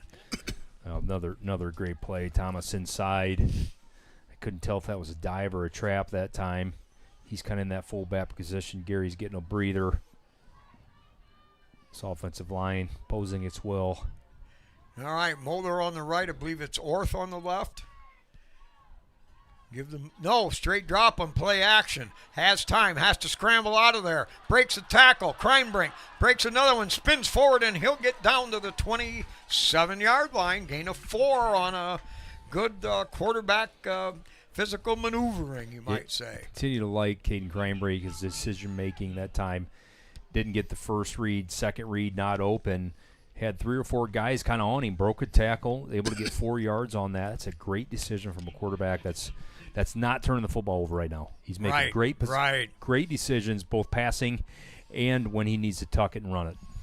All right, Moeller on the left, Orth on the right in the backfield with a double wing package. Here's the pitch sweep coming up, cutting it up is Moeller. Moeller just past one and finally brought down from behind, down at the 15-yard line. Another chunk gain of 12 yards. Yeah. Tigers are chunking it tonight. Ooh, that little quick pitch that time, and Thomas had a big hole, and boy, he hit it quick. This offensive line is just having its way right now. Tigers come to the line of scrimmage quick, and it's going to be Kreinbrink on a keeper. That's a little showcase play for you. Normally that's like a 3rd and 1 or a 4th and 1. That was 1st and 10, and they went for the quarterback keep up the middle. Must have saw something up top. Or wait, or was that? They never moved the stick. Yeah, they haven't changed the down. They're saying first down here on the sticks. Yeah, it's second. There he goes. Okay. All right, now give to Moeller. Moeller breaks one, slips past another one, and finally triple teamed and brought down inside the 10. That'll be a gain of 4 more. Liberty Center now looking at a 3rd and 3 with the ball on the 9-yard line. Now Gary Cruz returns to the lineup. Ethan Gray will check back in with the play. Checks in with Kreinbrink. Clock moving fast now. 1:45 left here in this 3rd quarter. Tigers with a double wing package, single setback, man in motion, jet sweep. Now, good caught, Baxter. Baxter get in there. Into the end zone. From 9 yards out, they ran that same jet sweep where he cuts it back up inside, and he weaved and bobbed and banged his way into the end zone. Tigers on top, 41-10. Boy, that was great vision that time by Baxter. Looks like that thing was supposed to go outside a little bit. There was just a mass of humanity. Nothing doing. He got the eyes back inside. Spike made the cut, and he was able to smell the end zone, get in there, Baxter, for his second one tonight. It stinks, but it's beautiful. All right, point after attempt. It's up, and it is good again, right down the heart of the plate, right down Main Street. And the Tigers up now 42-10 with a minute to go in period number 3. Spike, I kind of like what I'm seeing from Baxter here the last few weeks, and he's got good vision as well, kind of like Thomas, where he's anticipating that cutback a lot of times. He's got the eyes back in. That was a great read that time. Cut that thing back inside and smell the end zone. We have a running clock here at Lima Senior Stadium. And I think that's something we've seen improvement with Baxter in the last 3-4 weeks. I think that is something that is really, it's coming about. He's really coming into his own. You can see the confidence, right? Yeah. He gets more carries. He's had some success. You're starting to see a little bit more of a confident player. And boy, it's I like what I'm seeing from that. When you can get that type of production from your 3rd running back, that is outstanding. Oh, yeah.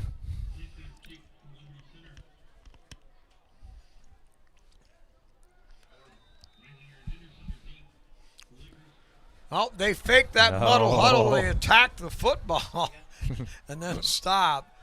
Well, they showed it once. That'll be in the playbooks of all the coaches in the state now after that. All right, here's Walker. Approaches. Low line drive is going to be grabbed at the 10-yard line. Return around the far side. Has a blocker in front, but the Tigers close fast. They hold him within the 25-yard line where Indian Lake will take over.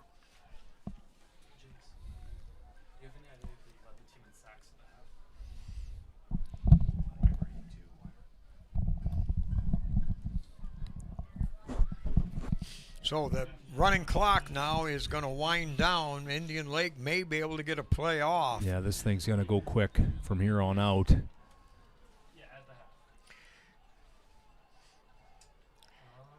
Okay, out of the gun. Straight drop, has time, throws that little quick out, broken tackle, and he'll manage to get out of bounds.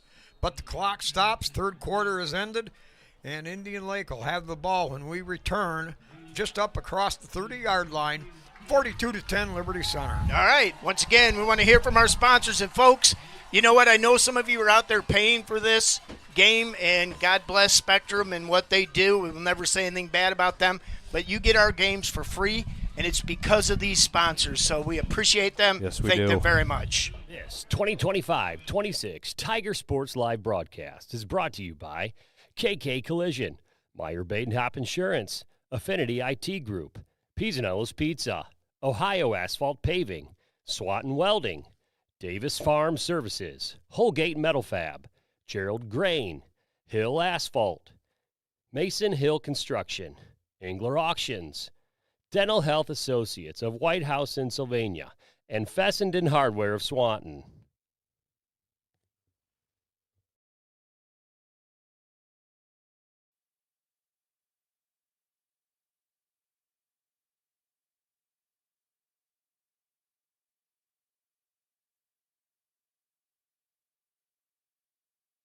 Here, quarter number 4, Liberty Center 42, Indian Lake Lakers 10, and we are under a running clock, folks, so this quarter should go fairly quick. All right, Indian Lake going from right to left on your so-called radio dial. And you will see this after 10 p.m. tonight on our Love it. YouTube channel.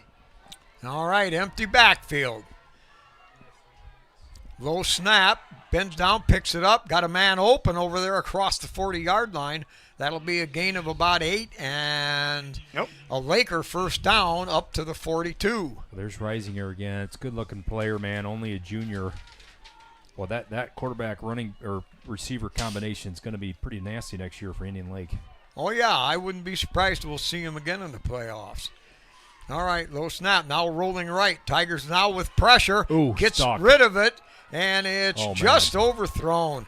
Wow. That quarterback is taking a beating. He is a tough kid. Yeah, I'll tell you what. El Toto in there. Deegan Schwager in there. Navarre. And Navarre, number 56 in there. Boy, they had him whoppered. It was a meeting at the quarterback for your 3 defensive linemen, and they all got a little piece that time. And when I'll tell you, all three down Galladay an ice bath after this game. He has taken some shots. He's a tough kid. He has taken some shots. All right, Moeller standing back at the 45 is the deep safety. Quarterback has the snap, drops the throw. Great play there, Isaac Orr. And what a job. That's timing. That is perfection on the defense. Isaac Orth, as a sniper, came down and laid the lumber to that guy. Just as the ball hit his hands, it would have been a completion. Well, and I think Indian Lake might have another injured player. I think number 5 tried to get in there for the block on the line. It looked like a blitz. And Reisinger's had so many of them hands catches tonight. That was a great job by Orth. Play through the hands from his sniper position. Great job. Double wide out now to either side. Straight drop. In trouble. Sacarino! Spangler in there from his linebacker. Cifuentes underneath. Yeah, Schweigert underneath. When Dippy's getting loose. Look out. your 3 down linemen are constantly what did we say, Spike? Inviting the quarterback to Sunday school. Yeah. Well, the Dipster's starting to take over. Dippy is pumped. Yep. El Toro is turning it on. The scoreboard has malfunctioned here. I like Cole Spangler there as well coming in. I think that was his first rep from the linebacker position. And he got his nose in there on the quarterback, got a nice lick in. All right, we've got the clock stopped while the referees confer about that clock should stay running. And it didn't. I left mine running, so mine's right. All right, back in punt formation from the 37. Gets off a wobbler. It's going to be grabbed there at the 30-yard line. Return straight ahead by Badenhop. Badenhop didn't back down. He just went ahead and took it right at the heart of the defense. Returned it for about 11 yards, and the Tigers will take over there. And there's a Tiger. Up at the 43, I believe. That was a great job by Isaiah to catch it, get some good yards. But you always get the feeling he is one broken tackle away from taking that to the distance. That time he almost got that one too. Okay, I have to say already, stop texting me. We will have live audio of the state championship game. I promise you. I promise. Bringing it to the people. All right. Max Perry in there at quarterback. They give it to Braxton Light, and Braxton Light picks and churns his way forward up to midfield. That's a gain of 8. Nifty little run by Light. Now that's another. Picked his feet up and kept churning. And guess what I want for my birthday? A state championship trophy, buddy. Like that. Oh, yeah. That will be my birthday. December 6th, we'll be there in Canton. All right, Murdoch spread out wide to the far side. Tigers in the middle of the field, right at the 50-yard line. Here's the give on a power sweep to the outside. Jackson, he's got some speed. Yeah, Tyler Jackson breaks one. Ooh, face mask. And he'll be brought down at the 40. They're going to get. They got a late one, too. They got a. Late one on 21. Yeah. I think we got a hold. I think we got a and then there's going to be a personal inside. Foul on Indian little Lake. Frustration here. Hey, but give credit to Indian Lake. What a great year they had. They battled North Union twice. They beat them twice, and beat a team twice is tough. Yeah. And you know what? This offense showed me some things tonight from Indian Lake. I thought they would really struggle moving the football to to the tune of nothing. They picked up the flag back. Oh no, they did. Okay. So this offense is prime. They got a lot of players back. It's a team you could see. I'm sorry, you won't be able to see this till you watch the video, but there was 2 penalties and they marked them both off. Oh, it was interesting. That's rare. He went 10 yards and then he came back 10 yards. Okay. Nice. So one was dead ball. All right, so what happens? Liberty has a 1st and 10 at the Laker 45. Give off the right side, and the Lakers close fast. It'll be maybe a yard or 2 pickup. Drew Silvas that time. Levi Howe in at quarterback. What a great block. 51 for Liberty Center. Trey Flory. Okay, stay with us for the conclusion of the game. The Swanton Welding Man of Steel post-game show. All right, give to the first back through. That's Jakeway. Jakeway breaks one and pounds forward for 11 yards. The Tigers move the chains again. Just a simple handoff right up the middle. He followed the blocking, turned it into a 1st and 10. And Brody Jakeway, give that guy a little bit of seam. He knows what to do with it. Good-looking running back. The young sophomore. Dakota Zabo checks into the lineup as a wideout.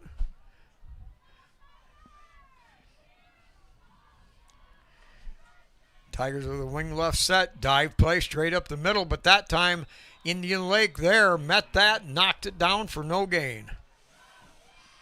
Clock running with 6 minutes to go with the running clock. What an achievement. These seniors now will be in 3 straight state championship games. Yep. Wow. Yeah, isn't that something? And a regional final. To make it to state finals 3 years consecutive in a row. Years. 3 consecutive I believe I read years. today they're the only NWOL team to ever do that. Okay. Tigers have a double wing package. Motion is Cole Spangler. He'll spin off one and twist and pound his way forward, backwards for about 3 more. Twisted sideways and kept driving those legs. So it's a 3rd and 6 for the Tigers. 5 minutes left in the game with a running clock.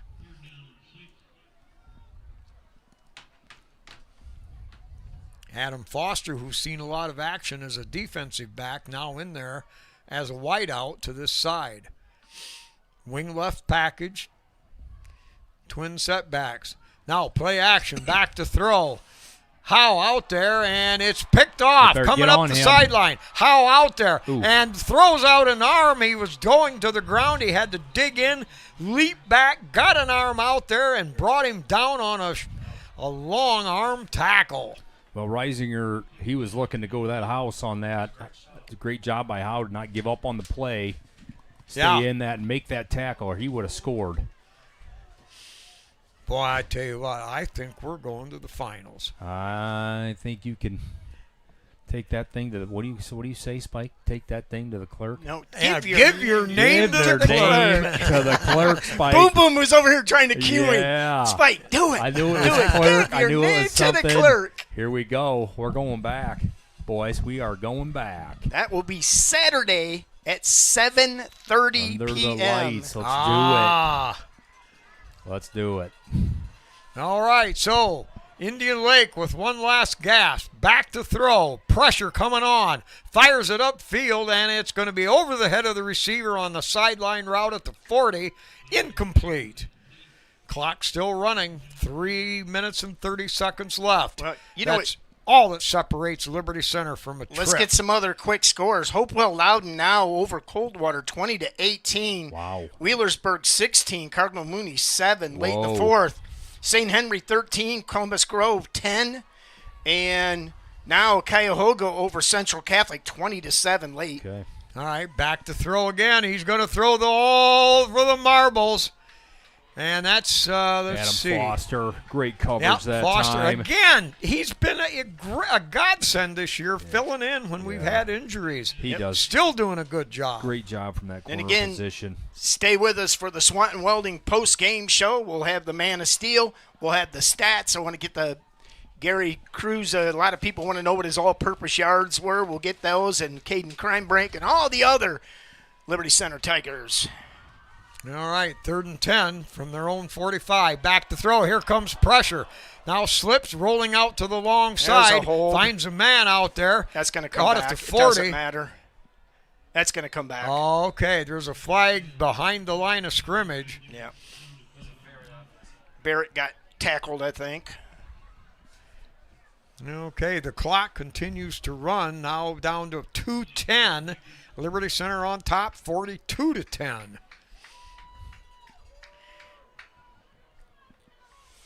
Tell you what, though, hats off to the Indian Lake quarterback. Man, he took a beating today, stayed in there, tough kid. Man, Yeah, I tell you what, you're going to hear from these guys again next year. well, They were affected. Now they know what it's all about to Yeah. get into the big time. They'll Well, understand. and wasn't it a cool story? We saw it on social media, their coach. This was his thing, coach and practice on Thanksgiving. Yeah. So, cool story. Yep. Cool story. All right. Minute and a half left. Back to throw. Has time. Now has to throw it, dump it to the underneath guy. And the Tigers swarm on him. Great job to converge on the wide open receiver who was underneath the mess. And the Tigers hold him in. Maybe a face mask there. I think. Yeah, Oh, something we got in. another flag. there. Or a hold, one of the two. Nope, going to be a face mask. That'll give Indian personal foul. Clock continues to relentlessly move and count down to the zeros. We're under a minute now. Here we go. And Indian Lake will have the ball down on Liberty Center's 43-yard line. They're going to have to hurry. They've got time for a couple plays with that clock running. No desperate move here, but they do line up and get the snap off with 40 seconds. Back to throw. He's going to go for all the marbles down there into coverage, and the Tigers had him surrounded. How down there? Yeah. You know, I do like the fact that the Lakers have their first team in there. Let their seniors play it out. They've earned this. Yep. Yep. Also on the coverage was Ty Jackson. Yep. 20 seconds left. This will be the last play of the semifinals here in Division 5. Back to throw. Has time. Now has to roll left. Got pressure coming from behind. Makes him turn his ground. Now spins out of one. Unleashes it. All the way down to the end zone. Over his head. That's incomplete. Clock runs out. Liberty Center wins. Liberty Center wins. We're going to the state championship once again, folks. And this is going to be a sweet one to love. Wow. Well, Liberty Center, Spike, held on here at Indian Lake. Pretty dominant performance from your offensive line. Big holes in the run game. Pass game very efficient with Cranebrink and company. And this defense continues to squeeze people down and limit the big plays, holding Indian Lake to 10 points here. And you are correct. We're going back to state championship, and you know this team has gotten there twice, and we have been close. We have been close twice, and boy, I tell you what, they're hungry. Well, and let's see if we can't get one next week. It takes takes more week. has been their motto right. all year. All right, we're going to take a quick break here at Liberty Center with a big 42-10 win to head to the finals here from Lima Spartan Stadium. We're going to take a break and right back with our Swanton Welding post-game show and the Tiger Sports Live Man of Steel. So we'll be back right after this. This 2025-26 Tiger Sports Live broadcast is brought to you by KK Collision, Meyer Badenhop Insurance, Affinity IT Group, Pisanello's Pizza, Ohio Asphalt Paving, Swanton Welding, Davis Farm Services, Holgate Metal Fab, Gerald Grain, Hill Asphalt, Mason Hill Construction, Engler Auctions, Dental Health Associates of White House in Sylvania, and Fessenden Hardware of Swanton.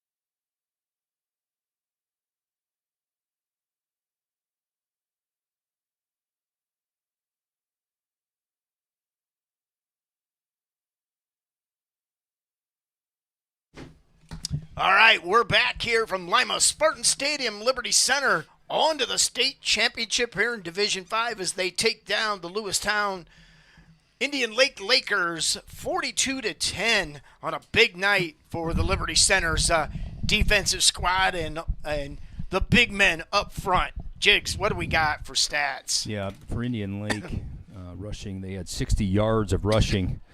Passing 228 yards for a total of 268 yards of offense. For Liberty Center, 7 of 9, Caden Kreinbrink, 121 yards for 2 touchdowns. In the first half only. Yes, that's right. He did not throw a ball in the second half. Ethan Gray, 2 catches for 31 yards and a touch. Thomas Muller, 1 for 14, a touchdown. Garrison Cruz, 4 for 42 and a touchdown. Rushing, Thomas Muller, 11 rushes, 66 yards, 1 touchdown. Garrison Cruz, 7 for 170. What's the math on that? And a touchdown. Wow. Baxter Barrett, 4 for 34, 2 touchdowns from that wing position. Liberty Center with 431 yards in a dominant offensive performance tonight. Liberty Center defensively, Ethan Gray, 7 tackles. Max Walker, 10 tackles. Garrison Cruz, 6 tackles and a sack. Also sacks, Monzak, 1. Spangler, 1. That's Cole Spangler. Navarre with 1 sack. Weimer, 2 sacks. Cifuentes, 2 sacks. And Hunter Spangler with 1 sack for a total of 9 sacks in this football game. Boy, I tell you, that front 7 was relentless on that quarterback here tonight, and this Liberty Center defense continues to bring the pressure on you. Wow, what an effort. What an effort. Okay, well, hey, just a quick update. Watching Wheelersburg 16, Cardinal Mooney 10. Wheelersburg has the ball with about 6 minutes left in that game. So we don't know who we'll be playing yet, but we'll be playing somebody. All right, guys, let's talk about, as part of our Swanton Welding post-game show, we award the Swanton Welding Man of Steel. And, you know, I get it Spike Whitman-ish. You get a Man of Steel. Yeah, and man, oh, man. And you know what? I'm being facetious, but I'm really not. Because you look at these games, there's 10 or 12 guys that you could pick out of a pile. Yep. So I'm going to throw out my 3. Okay. Okay, I'm going to throw out Ethan Gray. Great catch. Running routes. 7 tackles. 7 tackles. Yep.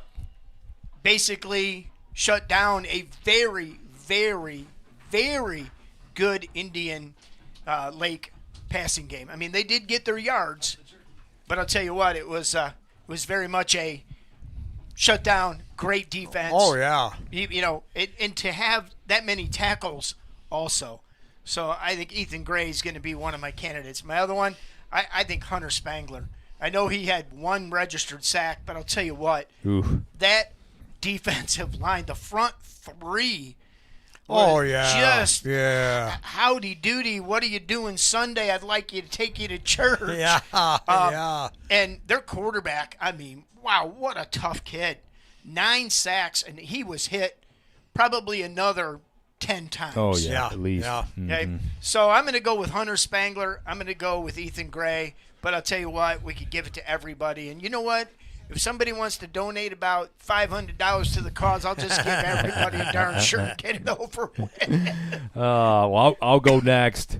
I like Kellen Weimer's effort tonight. 2 sacks. He was pushing, the pocket from his defensive end position, and also, playing that left tackle spot. He is the anchor so often on a lot of those outside runs to the left side. He had a great night. Hunter Spangler, I mean, just pushing the pocket from that inside. I thought he had 2 or 3 sacks in the first half. We got him down for 1. He was relentless from his D-line position, and every snap starts with him on offense from that center position, and he dominates the line of scrimmage from that center position. I liked Ethan Gray. I mean, he's been making these acrobatic catches and been outstanding all year long from his corner spot. What a catch, one-handed grab to kind of go up. I think that was to go 28-3 at that point. Yep. That was a great catch, and he's been playing a great corner spot. The 21 he got loose a little bit tonight. He was a good player, sprinter, 6'2", we kind of held him under wraps. And man, I liked Ethan Gray's game tonight, and then Gary Cruz. I mean, 24 plus 24 yards a carry. Yeah. Whoa. I mean, he had 212 yards total offense with a touchdown, and he just does it in so many different ways. Talk about Gary Cruz every week. That's right. We could. Spiker, who do you got? Well, I like the Kellen Weimer and Spangler early in the game. They set a tone early on, and I think Indian Lake tried to play catch up the rest of the night. They had to go to the air, but Weimer's contributions early and Spangler in tandem. Spangler especially got credit for 1 sack, but he had another one in my book which should count as a sack. He did the outside pass rush, and the guy stepped up in the pocket, but Hunter was able to battle from behind so well. He overpowered his man, had enough quickness to catch the quarterback and nail him for a 1-yard gain. That's a sack in my book. So I liked Weimer and Spangler, and Gray, obviously another great game, and Gary. I mean, his middle name is Gary God Cruz. I mean, you could, like you said, give it to him every week. He's tough. So those are mine. All right. Well, I think I'm gonna make the call tonight, and I think he's had a solid season. I think he's been that pillar of steel that we like, that holds a lot of things up, and I think tonight's Man of Steel goes to Ethan Gray. Like it. All right, sounds good. All right, Spike, let's go home, pack it up, Let's baby. go, baby. We're headed to camp. Let's go to I tell state. you what, no matter how much it hurts, it feels good. We're going to the finals, state finals in Canton, Ohio, that beloved place. It's what a venue, what a ball game it's going to be in Liberty Center. I'm telling you, this team has methodically and spiritually and intellectually, their guns are loaded. This team, I'm telling you, they are prepared to play. So anyway, with that note, it's Liberty Center coming on out on top in the state Final Four, 42-10. Over Indian Lake, and the Tigers with that are moving on. So everybody, you can better believe it's good night in good Tiger sports. Tigers on the prowl, we can't